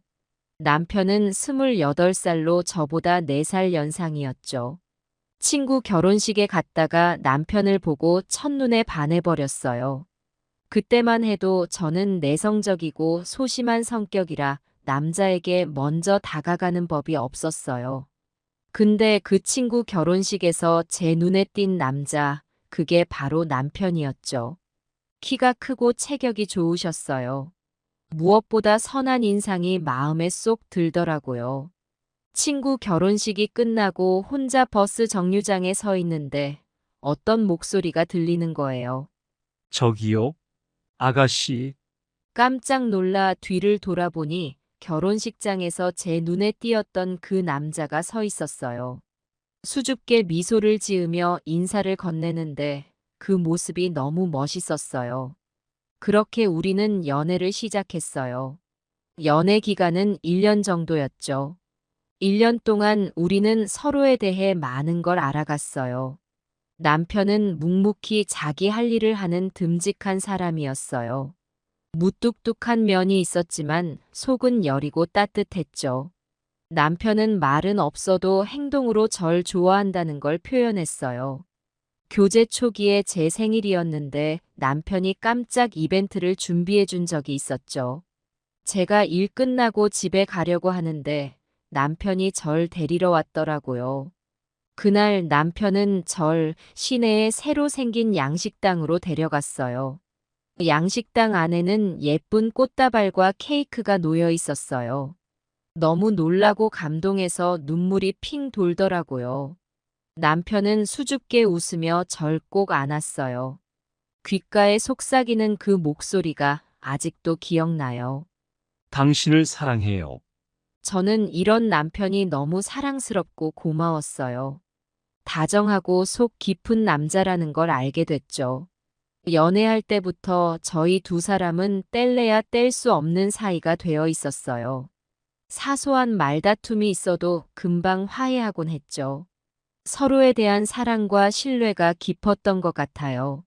결혼 전날 밤에는 너무 긴장되고 설레서 잠을 한숨도 못 잤어요. 평생 함께 살 사람과 내일 100년 가약을 맺는다는 게 실감이 안 났죠. 결혼식 당일 한복을 곱게 차려입고 입장하는데 눈앞에 있는 남편이 너무 멋있어 보이는 거예요. 숨이 멎을 것 같았어요. 순간 울컥 눈물이 나오더라고요. 저를 보며 환하게 웃는 남편, 떨리는 목소리로 예식사를 읽는 모습이 지금도 생생해요. 결혼 후 저희 부부는 더없이 행복했죠. 신혼집에서의 단둘만의 시간은 너무 좋았어요. 아침에 일어나면 남편 얼굴을 보는 게 그렇게 행복하고 감사하더라고요. 남편도 절 보며 매일 환한 미소를 짓곤 했죠. 시간만 나면 뜨겁게 포옹하고 입을 맞추며 사랑을 나눴어요. 집에 들어가자마자 눈이 마주치면 서로를 끌어안았죠. 한창 사랑할 나이에 잘생기고 멋진 남편과 살게 되니 세상 부러울 게 없었어요. 남편을 위해 저녁 식사 준비하고 맛있는 반찬 해주는 게 즐거웠어요. 맛있게 식사하고 설거지를 마치면 남편은 절 꼭 껴안고 볼에 뽀뽀해주곤 했죠. 주말이면 근교로 산책 나가서 맛있는 것 먹고 구경도 다녔어요. 저녁 노을이 예쁜 강가에 앉아 담소를 나누면 세상 그 어떤 부부보다 행복할 것 같았죠. 서로의 꿈과 미래에 대해 이야기 나누며 알콩달콩 사이좋게 지냈어요. 아침에 눈 뜨면 서로 바라보며 깨우고 출근할 때는 현관문 앞에서 꼭 뽀뽀하고 헤어졌죠. 결혼 생활도 신혼 때처럼 그렇게 달콤하고 행복하기만 했어요. 서로에 대한 사랑은 날이 갈수록 깊어지는 것 같았고 감사한 마음으로 매일매일을 살았어요. 지금 생각해보면 그때가 제 인생의 전성기가 아니었나 싶네요. 사랑하는 남편과 단둘이 살며 행복한 나날들을 보냈죠. 그렇게 달콤한 신혼생활을 한 1년쯤 보냈을 무렵이었어요. 문득 아이가 없다는 게 마음에 걸리기 시작했어요. 근데 아이가 좀처럼 생기지 않는 거예요. 병원도 다녀보고 민간요법도 해봤지만 소용이 없었어요. 또 시댁에서는 자꾸 아이 얘기를 꺼내셨어요. 애는 언제 나올 거냐? 우리 대를 이어줄 손자, 손녀가 필요하다. 남편도 저도 스트레스를 많이 받았죠. 시댁과 마찰이 생기기도 했어요. 남편이 위로해줬지만 속상한 마음은 어쩔 수 없었어요. 그러던 어느 날 남편이 중요한 말이 있다며 절 불렀어요. 남편은 진지한 표정으로 저를 바라보더니 이렇게 말했죠. 여보, 우리 입양하는 거 어때요? 순간 머리가 하얘지면서 가슴이 뛰었어요. 입양이라니 그런 생각은 못 해봤는데. 근데 남편의 말을 듣고 보니 왠지 모를 기대감이 생기더라고요. 우리도 이제 엄마 아빠가 될 수 있겠구나 하는 설렘이 밀려왔죠. 남편과 깊은 대화를 나눈 끝에 입양을 결심하게 됐어요. 며칠 뒤 시골에 있는 한 고아원을 찾았죠. 고아원에서 여러 아이들을 만났는데 모두 불쌍하고 안쓰러워 보였어요. 그 중에서도 유독 눈에 띄는 아이가 있었죠. 귀여운 외모에 해맑은 미소를 짓고 있는 3살배기 남자아이였어요. 이름은 혜준이라고 했죠. 순간 운명처럼 와닿는 느낌이 들었어요. 남편도 혜준이를 보더니 저를 물끄러미 바라보면서 고개를 끄덕이는 거예요. 서로의 눈빛을 보니 딱 직감이 왔어요. 혜준이를 우리 가족으로 맞이하자고요. 그렇게 혜준이와의 인연이 시작되었죠. 혜준이를 데리고 나와 차에 태우고선 너무 행복해서 울음이 터졌어요. 남편도 기쁨의 눈물을 흘리셨죠. 혜준이는 의아한 눈빛으로 우리를 쳐다봤어요. 우린 앞으로 혜준이의 부모가 될 거라고 사랑으로 잘 키우겠다고 약속했죠. 혜준이는 그제서야 환한 미소를 지었어요. 앞으로의 행복한 가족 생활을 상상하니 가슴이 벅차올랐죠. 그렇게 우리는 혜준이와 함께 새로운 삶을 시작했습니다. 혜준이는 우리 부부에겐 하늘이 내려준 선물 같았어요. 정말 이쁘고 귀여웠죠. 혜준이를 향한 뜨거운 사랑으로 가득 채웠어요. 혜준이도 우리를 진짜 부모처럼 따랐죠. 저는 혜준이를 위해 최선을 다했어요. 좋은 음식을 먹이고 좋은 옷을 입혔죠. 혜준이가 크면서 궁금해하는 건 뭐든 가르쳐 주려고 노력했어요. 남편도 혜준이와 친구처럼 지냈죠. 같이 공놀이도 하고 야구도 했어요. 혜준이의 행복한 웃음소리가 집안에 가득했죠. 하지만 혜준이를 키우는 게 결코 쉽지만은 않았어요. 우리 부부는 소를 키웠어요. 처음엔 10마리도 안 되는 소를 키웠는데 점점 늘어나서 나중엔 300마리나 되더라고요. 남편은 소 돌보는 일로 늘 바빴죠. 저 역시 끼니를 준비하고 빨래를 하고 집안일을 도맡고 종종 남편 도와서 소도 돌보고 하느라 늘 피곤했어요. 혜준이가 어릴 때는 혜준이 돌보랴, 일하랴 죽을 맛이었죠. 남편이 도와주려고 하지만 남편도 늘 지쳐 있었죠. 하지만 우리 부부는 혜준이를 위해서라면 뭐든 할 수 있었어요. 사랑하는 아들을 위해 힘든 줄 모르고 열심히 일했죠. 그렇게 행복하게 살던 어느 날 남편에게 불행한 일이 생겼어요. 남편이 일을 하다가 갑자기 쓰러진 거예요. 그날도 남편은 여느 때처럼 새벽부터 일어나 소에게 풀을 먹이고 젖을 짰어요. 혜준이 학교에 보내고 나서 일을 하다가 점심때쯤 되어 배가 고파 집으로 돌아오는데 갑자기 어지러움을 느꼈대요. 그러더니 그 자리에 풀썩 쓰러지고 말았어요. 마침 옆에서 일하던 동네 아주머니가 그걸 보고 황급히 119에 신고했어요. 남편은 의식을 잃은 채 병원으로 실려갔죠. 저는 병원에 뛰어가 의사 선생님께 남편 상태를 물었어요. 의사 선생님은 굉장히 심각한 표정으로 남편이 뇌졸중으로 쓰러졌다고 말씀하셨죠. 순간 정신이 하얘지고 무슨 말씀인지 제대로 이해할 수가 없었어요.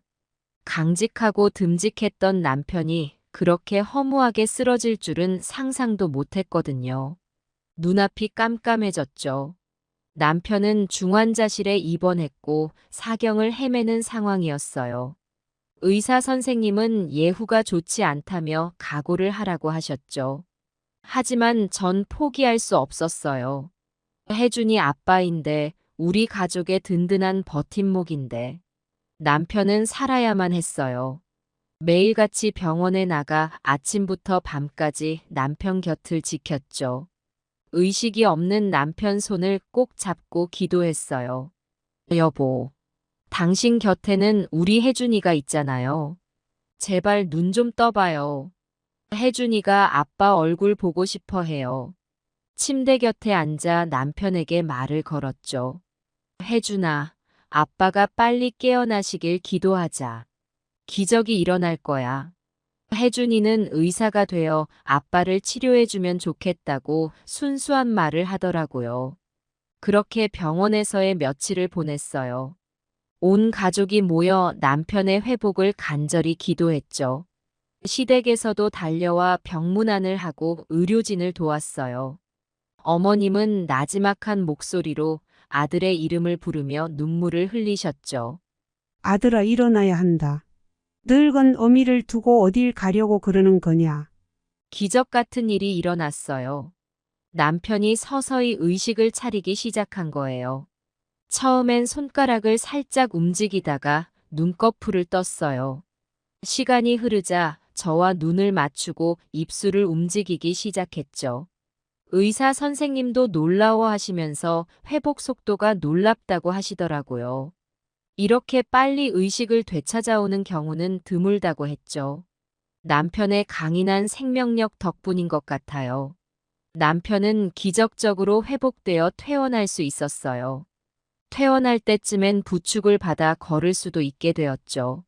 그 모습을 보니 정말 기뻤어요.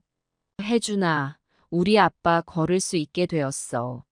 이제 아빠랑 공놀이도 하고 같이 산책도 하자. 혜준이도 아빠가 퇴원한다는 소식에 환하게 웃더라고요. 그 웃음을 보는 것만으로도 그동안의 힘든 시간들이 눈 녹듯이 사라지는 것 같았죠.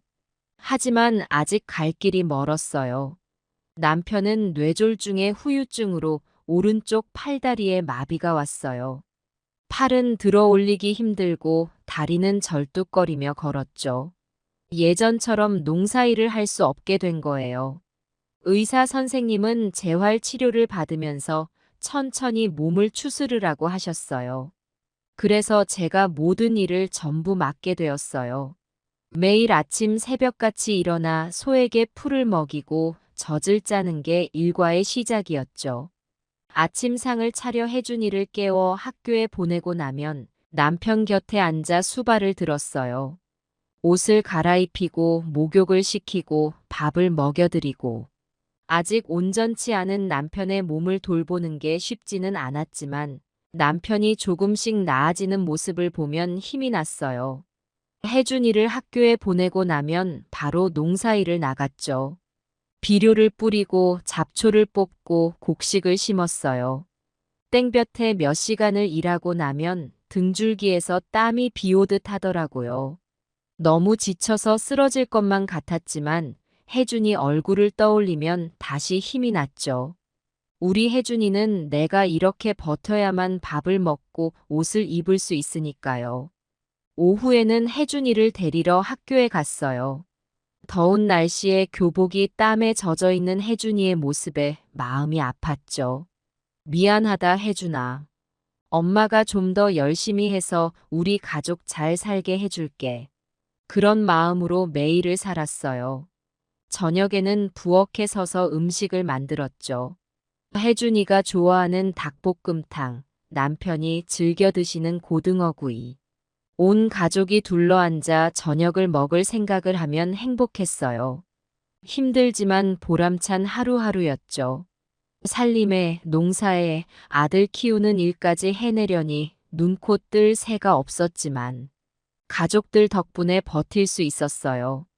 그런데 이상하게 제가 힘들어할수록 남편은 술을 많이 드시는 거예요. 농사일을 제대로 돌보지 못한다는 자책감 때문이었던 것 같아요. 이게 다 네 탓이야. 내가 네 걱정 때문에 병이 난 거야. 라며 헛소리를 하시더군요. 마음의 상처를 받기도 했지만 남편 마음을 이해 못하는 건 아니었어요. 저 역시 안타까웠으니까요. 어느 날은 남편이 술에 취해 혜준이한테 심하게 화를 내셨어요. 혜준이가 실수로 아빠 술병을 깨뜨렸거든요. 평소 같으면 그러려니 하실 남편이 갑자기 혜준이에게 고함을 지르면서 손찌검을 하려 하시는 거예요. 남편의 모습에 저도 화가 났어요. 여보, 애한테 왜 그러세요? 혜준이가 무서워서 어쩔 줄 모르잖아요. 큰 소리로 말하고 나서야 남편은 조금 정신을 차리시더라고요. 혜준이를 끌어안고 미안하다고 사과하셨죠. 저는 이해할 수 없었어요.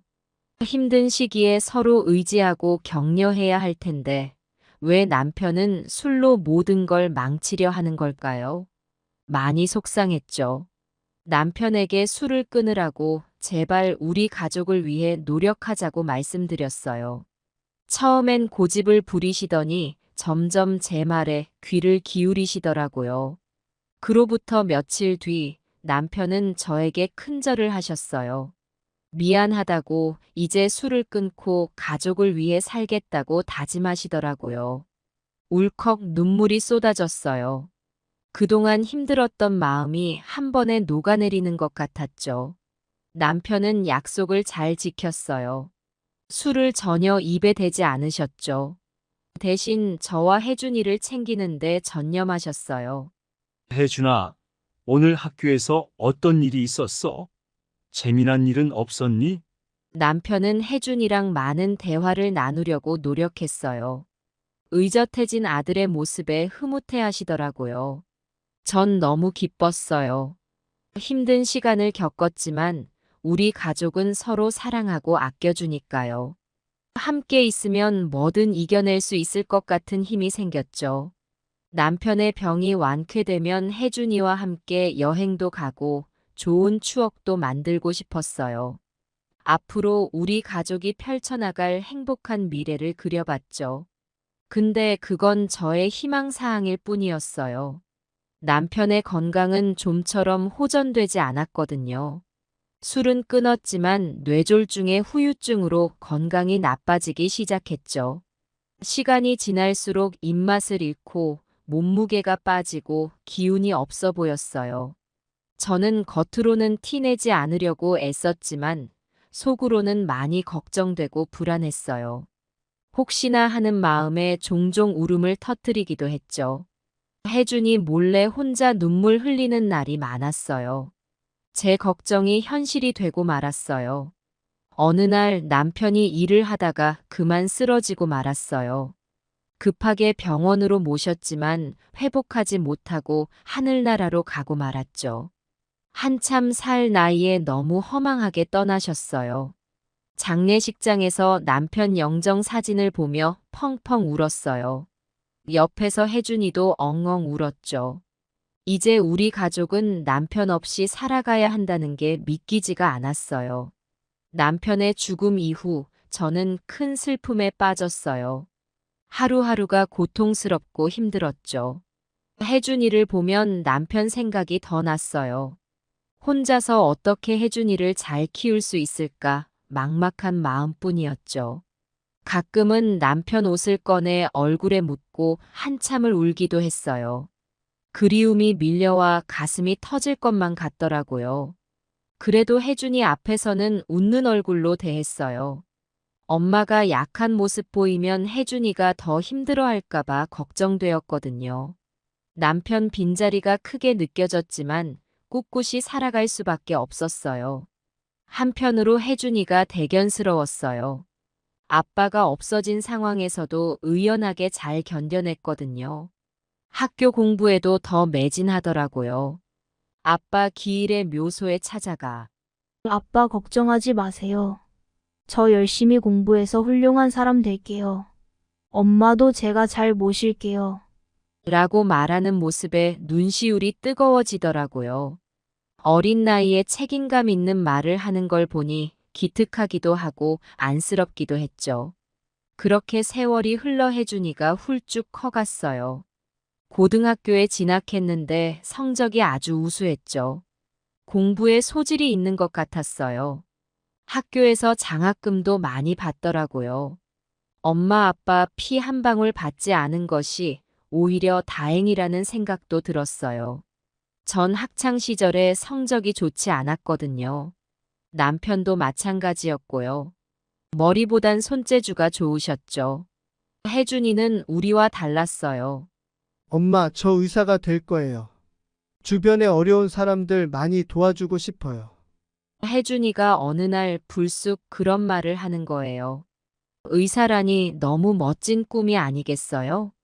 첫째는 남을 도울 수 있는 직업이고 둘째는 안정적이잖아요. 의사라는 직업은 어디 가서 손해볼 일이 없으니까요. 저는 무척 기뻤어요. 그래, 잘 생각했다. 엄마가 널 믿는다. 꼭 멋진 의사 되거라. 하고 용기를 북돋아 주었죠. 의대 진학을 위해 혜준이는 밤낮으로 열심히 공부했어요. 학교에서 돌아오면 밥 먹고 바로 책상 앞에 앉더라고요. 늦은 밤까지 책을 읽고 문제집을 푸느라 잠도 제대로 못 잤죠. 가끔 제가 혜준아, 너무 무리하지 말고 좀 쉬어도 된다. 라고 하면 환한 얼굴로 웃으면서 엄마, 전 괜찮아요. 제 꿈을 위해 열심히 해야죠. 엄마처럼 강한 사람이 되고 싶어요. 라고 말하더라고요. 제 자식이 그렇게 씩씩하니 대견스럽기도 하고 안쓰럽기도 했어요. 대학 입시를 치를 때가 다가왔어요.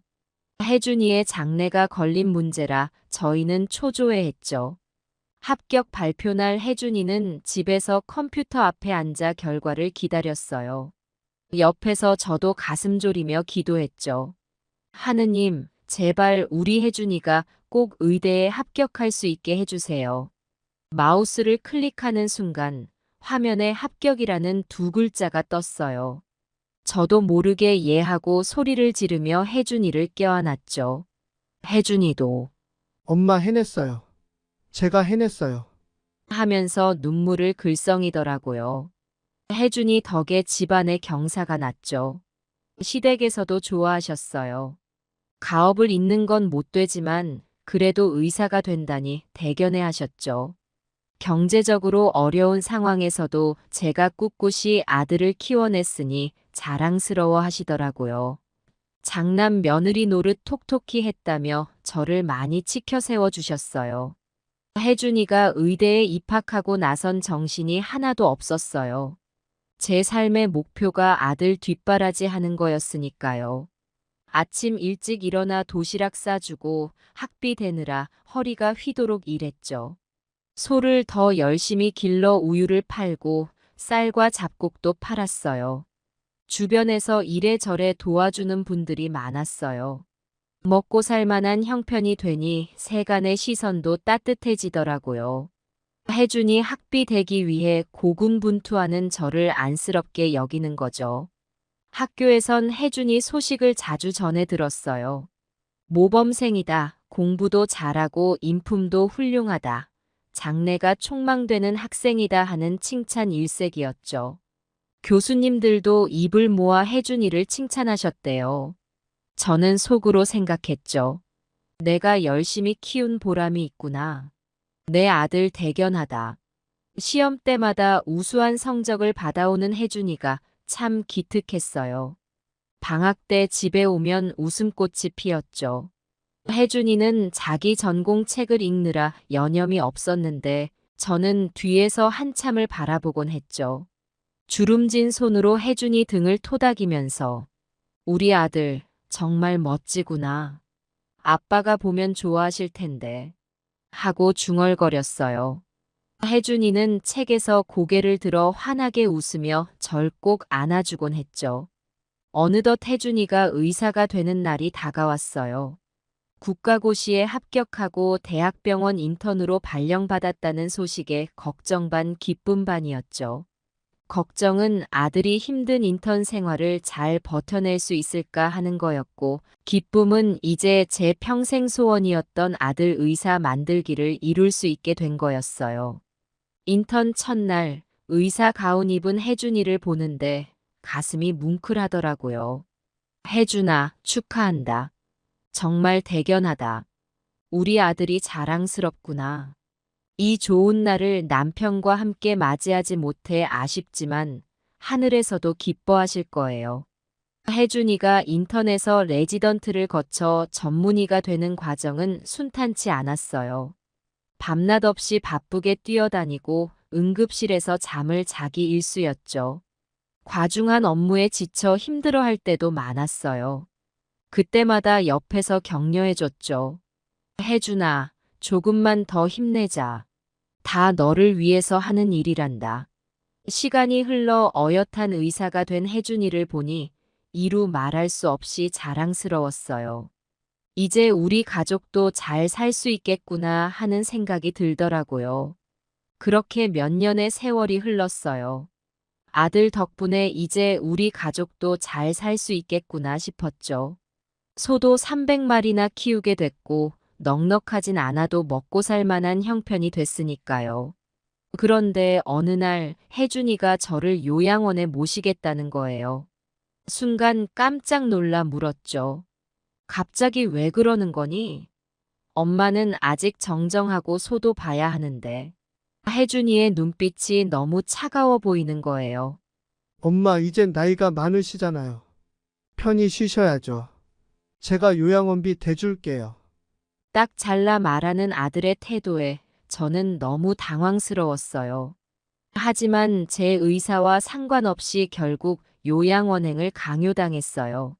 혜준아, 내 말 좀 들어보렴. 엄마는 요양원에 가고 싶지 않아. 엄마, 제발 고집 피우지 마세요. 내가 결정한 일이에요. 아무리 사정을 해도 혜준이는 막무가내였어요. 결국 짐을 싸서 요양원행 버스에 올랐죠. 눈물이 나올 것 같았지만 꾹 참았어요. 아들의 뜻을 거스를 순 없었으니까요. 요양원 생활이 턱없이 힘들었어요. 아침 일찍 기상해서 점호하고 식사하고 산책하고 마치 군대 같은 단조로운 일상의 반복이었죠. 더군다나 시설도 낡고 좁아서 사생활이 전혀 없었어요. 같은 방을 쓰는 할머니가 치매가 좀 걸려서 밤에 잠도 설쳤죠. 소 생각도 너무 났어요. 내가 그렇게 정성껏 키운 소들인데 내가 없으니 누가 돌보고 있을까? 걱정이 태산 같았죠. 혜준이한테 전화해서 소 얘기를 꺼냈더니 엄마, 그 소들 다 팔았어요. 이제 그만 신경 쓰세요. 라는 대답이 돌아오는 거예요. 충격이 너무 커서 그 자리에 주저앉고 말았어요. 소를 판 것도 모자라 알고 보니 제 명의로 된 땅과 집도 팔아버렸더라고요. 그 돈으로 도박을 했대요. 한순간에 모든 걸 잃어버린 거죠. 아들은 도박에 미쳐서 가산을 탕진했고 빚더미에 앉았어요. 이 사실을 알고 나니 하늘이 무너지는 것 같았어요. 내가 죽도록 고생해서 모은 재산을 자식 하나 건사 못하고 말아먹다니. 서글프고 억울하고 분해서 가슴이 터질 것만 같았어요. 그렇게 요양원에서의 시간이 흘러갔어요. 혜준이는 한 번도 면회 오지 않았죠. 아마 제 낯을 볼 염치가 없었던 모양이에요. 어디서 뭘 하고 사는지도 모르겠더라고요. 전 요양원 활동에 의욕이 하나도 없었어요. 그저 하루하루 무의미하게 살아가는 것 같았죠.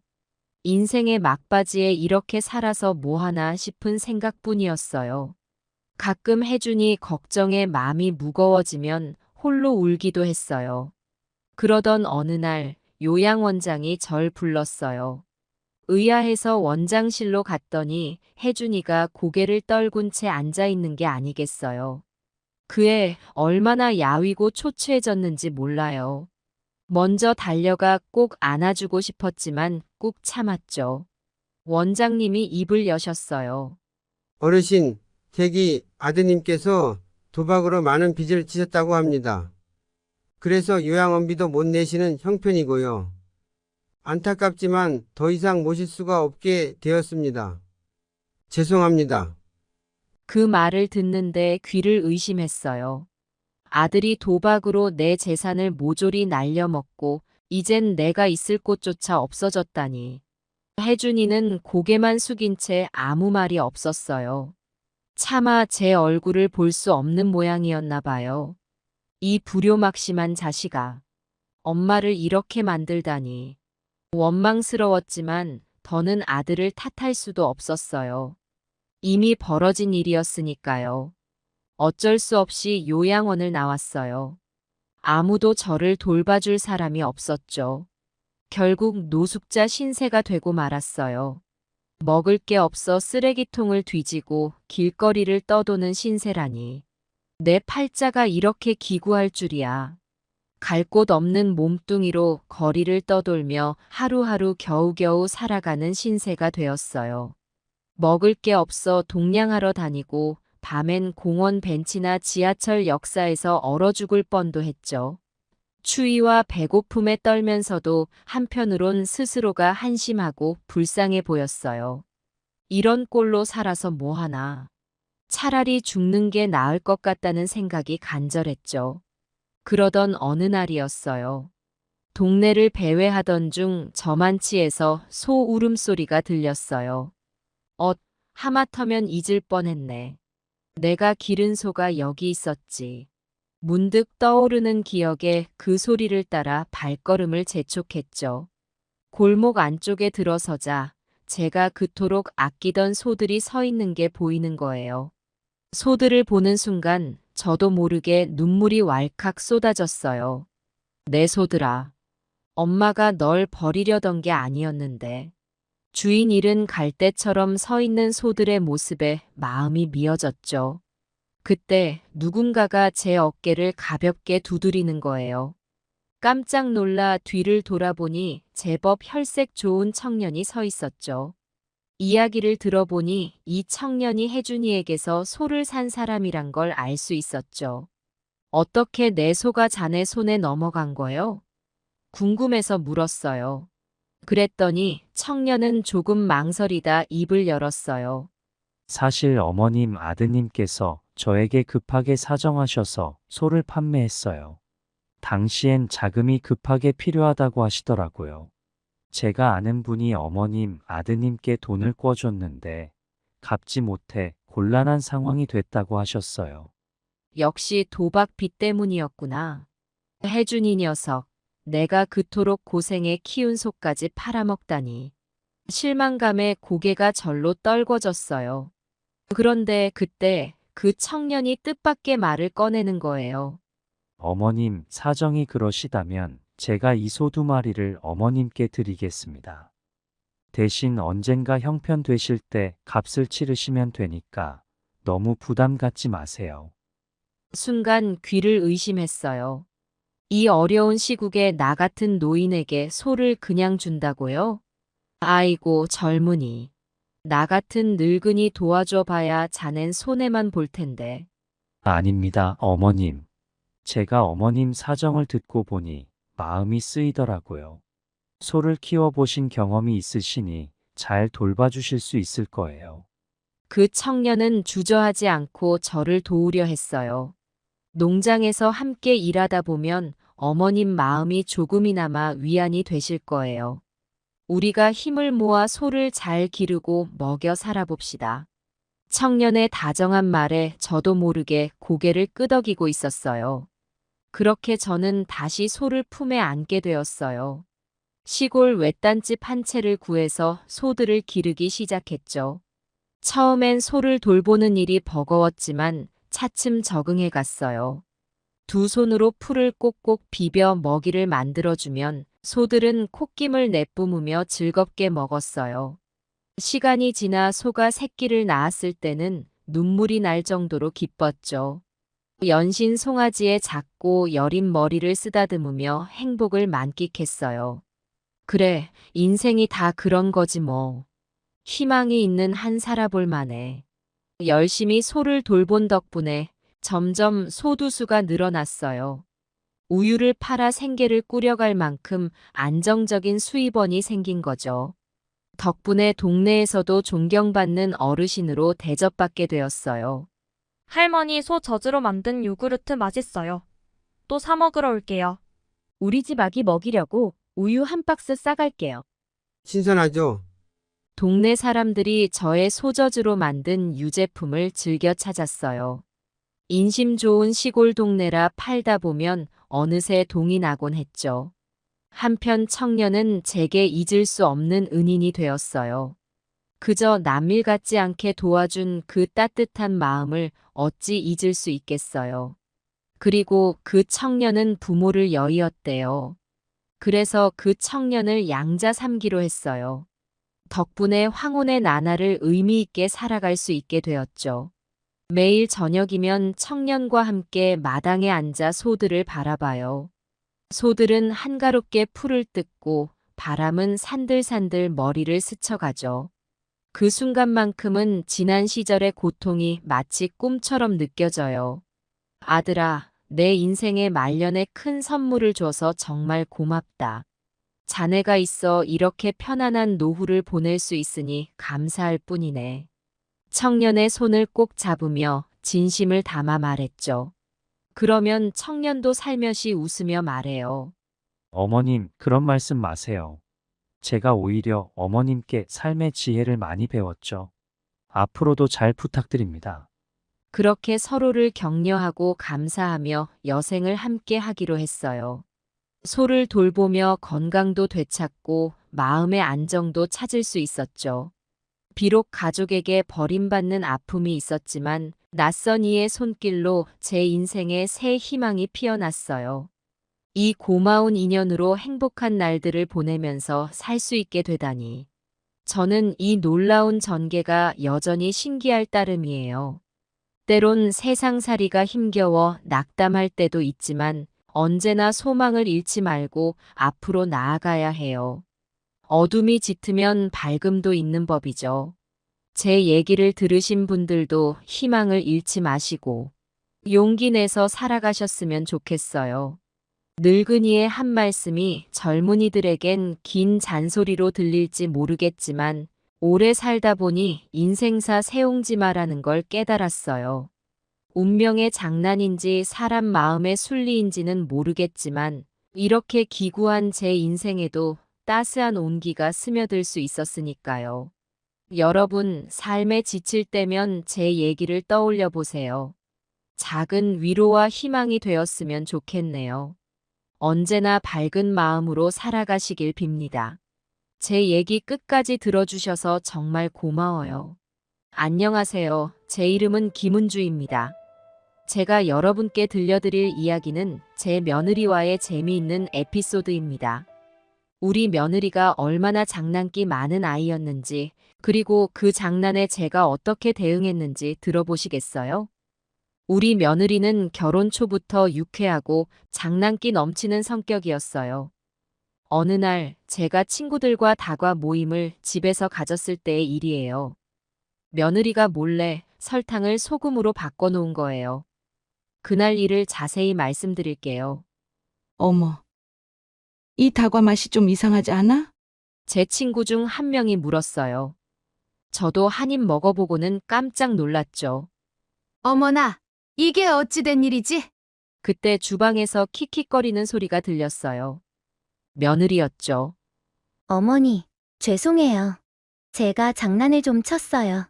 며느리가 쑥스러운 듯 고개를 내밀었어요. 저는 순간 당황했지만 곧 웃음이 나왔어요.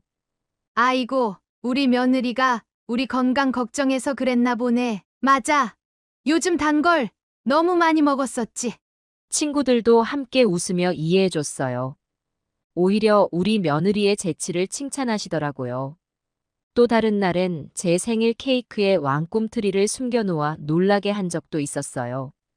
케이크를 자르려는데 갑자기 튀어나온 지렁이 젤리 때문에 모두가 깜짝 놀랐죠.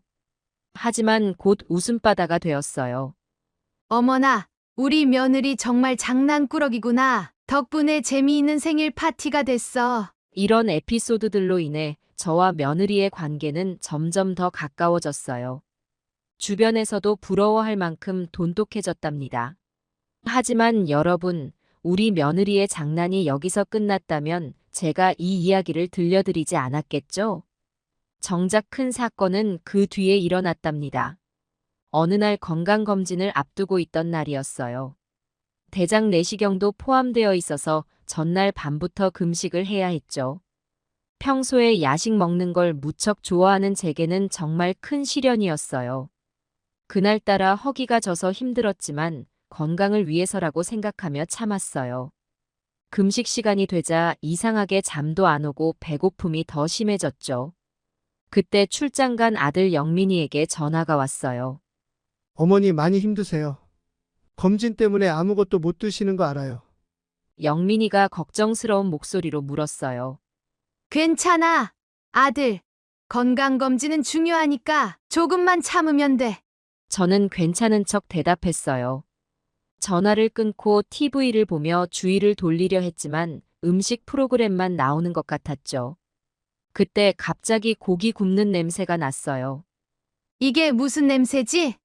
궁금해서 부엌으로 향했어요. 그곳에는 며느리가 서 있었어요. 며느리는 후라이팬에 삼겹살을 굽고 있었죠. 그런데 이게 웬일이에요? 며느리가 요리사 모자를 쓰고 앞치마에는 세상에서 가장 맛있는 삼겹살이라고 쓰여 있었어요. 얘야, 이게 대체 무슨 일이니? 저는 놀라면서도 웃음을 참으며 물었어요. 며느리가 장난기 가득한 표정으로 대답했어요. 어머니, 제가 오늘 특별 이벤트를 준비했어요. 금식 중인 시어머니 앞에서 세상에서 가장 맛있는 삼겹살 굽기 대회예요. 어떠세요? 재미있지 않나요? 순간 저는 어이가 없으면서도 웃음이 나왔어요. 아이고, 이 장난꾸러기 며느리. 그래? 그런 대회가 다 있었나 보네. 근데 심사위원은 누구시니? 저는 장단을 맞춰주며 물었어요. 며느리는 더 신이 나서 대답했어요. 당연히 우리 어머니세요. 눈으로만 드시고 점수를 매겨주시면 돼요. 냄새 맡기 10점, 침 흘리지 않기 10점, 절대 먹지 않기 50점이에요. 저는 폭소를 터뜨렸어요. 아이고, 너가 정말. 그래. 내가 한번 열심히 심사를 해볼게. 며느리는 신이 나서 고기를 뒤집으며 말했어요. 어머니, 이 고기 냄새 좀 맡아보세요. 세상에서 제일 맛있는 냄새 아닌가요? 저는 고개를 절레절레 흔들며 대답했어요. 에이, 식당 앞에서 맡는 냄새보다는 못하구나. 향, 점수는 5점. 며느리는 발그레 해진 얼굴로 웃으며 말했어요. 어머, 어머니. 제 실력을 너무 얕보시는 거 아니에요? 이제 볼만하시죠? 그 모습을 보니 갑자기 제 마음이 따뜻해졌어요. 우리 며느리가 저를 위해 이렇게 재미있는 상황을 만들어준 거잖아요. 그래. 너의 노력은 인정해줄게. 재미 점수는 100점이다. 며느리의 얼굴에 환한 미소가 피었어요.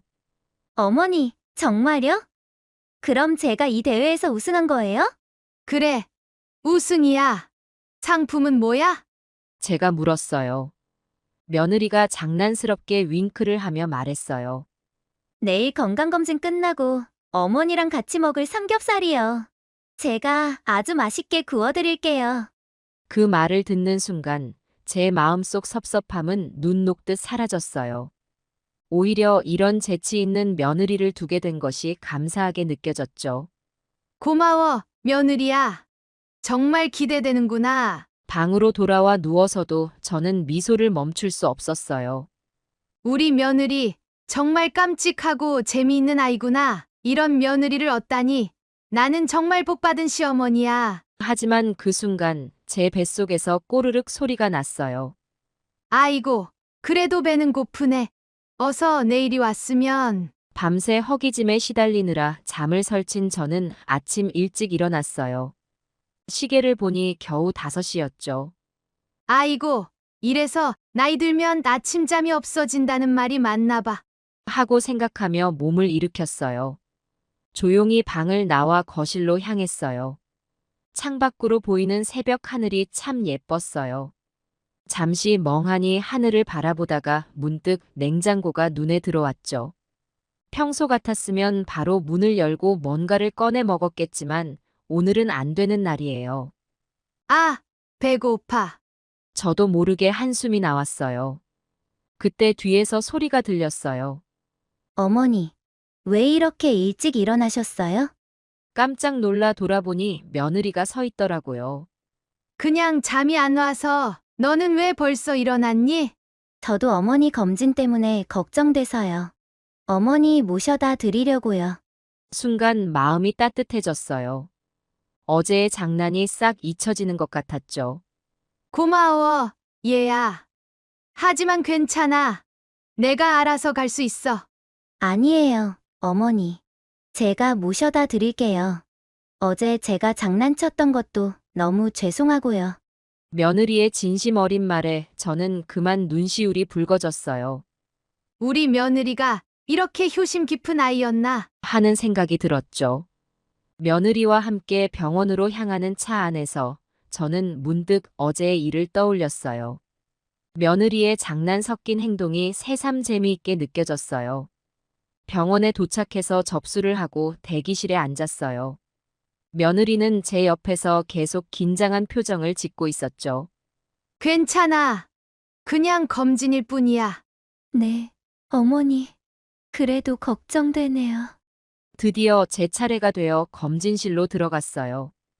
여러 가지 검사를 받는 동안 계속 배가 고팠지만 건강을 위해서라고 생각하며 참았죠. 검진이 끝나고 나오니 며느리가 초조한 표정으로 기다리고 있었어요. 어머니, 괜찮으세요? 많이 힘드셨죠? 괜찮아. 그런데 이제 좀 배고프다? 며느리의 얼굴에 안도의 표정이 스쳤어요. 어머, 그럼 빨리 가서 맛있는 거 드셔요. 집으로 돌아오는 차 안에서 저는 문득 며느리의 장난이 떠올랐어요. 그리고 갑자기 재미있는 생각이 들었죠. 그래. 나도 언젠가 한번 해줘야지. 제 입가에 살짝 미소가 지어졌어요. 며느리는 그 모습을 보고 물었어요. 어머니, 왜 그렇게 웃으세요? 아니, 그냥 집에 가서 맛있는 거 먹을 생각에 그렇지. 하지만 사실 제 머릿속에서는 복수의 계획이 한창 세워지고 있었답니다. 며느리 건강검진 때 나도 똑같이 해줘야겠어.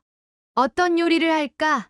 삼겹살보다 더 맛있는 걸로. 집에 도착하자 며느리가 불이 나게 부엌으로 향했어요. 어머니, 제가 어제 약속한 대로 삼겹살 구워드릴게요. 고마워, 며느리야. 근데 오늘은 미역국이 더 당기는구나. 네? 아, 그럼 미역국 끓여드릴게요. 며느리가 미역국을 끓이는 동안 잊어버리지 않게 수첩에 적었어요. 며느리 건강검진 전날 복수. 이날만 기억해야지. 내 작은 복수의 날이야. 하고 생각하니 웃음이 나왔어요. 그렇게 저의 복수 계획이 시작되었답니다. 과연 어떤 일이 벌어질까요? 시간이 흘러 다음 해, 이번에는 며느리의 건강검진 차례가 되었어요. 저는 이날을 기다려왔다는 듯이 전날부터 준비를 시작했죠. 아침 일찍 일어나 시장에 갔어요. 최고급 한우 등심을 사고 각종 신선한 야채들도 구입했어요. 집에 돌아와서는 아무도 모르게 냉장고에 잘 숨겨두었죠. 밤 12시쯤 저는 슬그머니 부엌으로 향했어요. 냉장고에서 한우를 조금만 꺼내 손질하기 시작했어요. 어머니, 무슨 냄새 나는 것 같아요. 며느리가 거실에서 소리쳤어요. 아, 내가 야식으로 뭐 좀 만들고 있어. 저는 아무렇지 않은 척 대답했어요. 고기를 구우니 고소한 냄새가 집안을 가득 채웠어요. 며느리가 부엌으로 들어왔어요. 어머, 어머니, 이게 무슨... 며느리의 눈이 동그래졌어요. 마치 만화 캐릭터처럼 눈이 접시만해졌죠. 아, 이거? 저는 고기를 뒤집으며 천연덕스럽게 말했어요. 그냥 갑자기 소고기가 내 손을 잡고 나를 구워줘 하고 애원하더라고. 어쩔 수 없었지 뭐. 며느리는 황당한 표정으로 저를 쳐다봤어요. 하지만 어머니, 저 내일 건강검진이잖아요. 금식해야 하는데. 어머나, 그랬어? 저는 놀란 척 연기했어요. 아이고, 이 기억력 없는 늙은이 같으니라고 깜빡했네. 그럼 난 조금만 먹을게. 아주 조금만. 저는 일부러 과장되게 코를 벌름거리며 고기 냄새를 맡았어요. 응, 역시 한우는 냄새부터 다르네래. 얘야, 냄새만 맡아도 배부르대. 너도 한번 맡아볼래? 며느리의 얼굴이 절망과 배고픔 사이를 오가는 걸 보니 속으로 폭소가 터졌어요. 자, 어떠니? 작년에 너가 그랬던 것처럼 말이야. 복수는 냄새 나는 법이지. 고기 냄새 말이야. 푸아하. 며느리는 한숨을 푹 쉬더니 갑자기 활짝 웃었어요. 어머니, 혹시 작년에 제가 삼겹살 구웠던 거 기억하세요? 오호. 저는 눈썹을 살짝 올리며 대답했어요. 그랬었나? 난 전혀 기억 못하는데 내가 치매온 걸까? 아님 너의 죄책감이 만들어낸 상상? 우리는 서로를 바라보다 갑자기 폭소를 터뜨렸어요. 며느리가 말했어요. 어머니, 제가 보답을 해야겠네요. 다음엔 제가 더 맛있는 걸로 해드릴게요. 오라. 그래. 기대되는걸? 근데 지금 이 고기 어떡하지? 며느리는 장난스럽게 대답했어요. 제가 눈 감고 있을 테니까 어머니가 빨리 드세요. 내일 건강검진 끝나고 제가 더 맛있는 걸로 차려드릴게요. 다음 날 아침, 저는 며느리와 함께 병원으로 향했어요. 차 안에서 며느리와 이야기했어요. 저 혼자 가도 괜찮은데. 아니야. 할 것도 없고 같이 가면 좋잖니. 감사해요, 어머니. 참 어제 그 고기 맛있었어요? 응. 아주 맛있더라. 너가 먹었으면 좋았을 텐데. 며느리는 잠자코 있었지만 배에서 꼬르륵 소리가 나는 게 들렸어요. 병원에 도착해서 며느리가 검진을 받는 동안 저는 대기실에서 기다렸어요. 그리고 몰래 집에 전화를 걸어 아들에게 부탁했죠. 영민아, 냉장고에 한우 있지? 우리 도착할 때쯤 그거 꺼내서 불 좀 올려놔. 검진이 끝나고 집으로 돌아가는 길 며느리가 물었어요. 어머니, 집에 가서 뭐 드실래요? 글쎄, 그냥 대충 먹자. 며느리의 표정이 또 한 번 일그러졌어요. 하지만 집 앞에 도착하자 고기 굽는 냄새가 진동을 했어요. 어머, 이게 무슨 냄새죠? 며느리의 코가 킁킁거리더니 눈이 동그래졌어요. 저는 속으로 깔깔 웃으며 모른 척했죠. 집에 들어서자 아들 영민이가 앞치마를 두르고 고기를 굽고 있었어요. 그것도 우리 며느리가 제일 좋아하는 갈비살이었죠. 자기 왔어? 어머니가 시키신 대로 고기 구웠어. 영민이가 해맑게 웃으며 말했어요. 며느리는 마치 뜨거운 물에 빠진 고양이처럼 당황한 표정이었어요. 어머니, 이게 다 무슨... 저는 장난기 가득한 미소를 지으며 말했어요. 자, 이제 다 같이 먹자. 어제는 미안해. 너가 그랬던 것처럼 나도 한번 해보고 싶었어. 며느리의 눈에 눈물이 고였어요. 그런데 그 눈물이 웃음 눈물인지 감동의 눈물인지 분간이 안 갔어요. 어머니, 저도 그때 정말 죄송했어요. 이렇게 재밌게 받아주시다니. 며느리가 말하다 말고 갑자기 웃음을 터뜨렸어요. 저도 따라 웃었죠. 영민이는 어리둥절한 표정으로 우리를 번갈아 쳐다보다가 결국 같이 웃기 시작했어요. 둘이 도대체 무슨 일이야?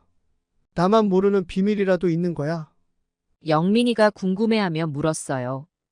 저와 며느리는 서로 눈빛을 교환하고 또 한 번 웃음을 터뜨렸죠. 아들, 너는 모르는 게 약이야.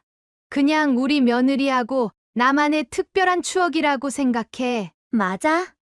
여보, 나중에 알려줄게.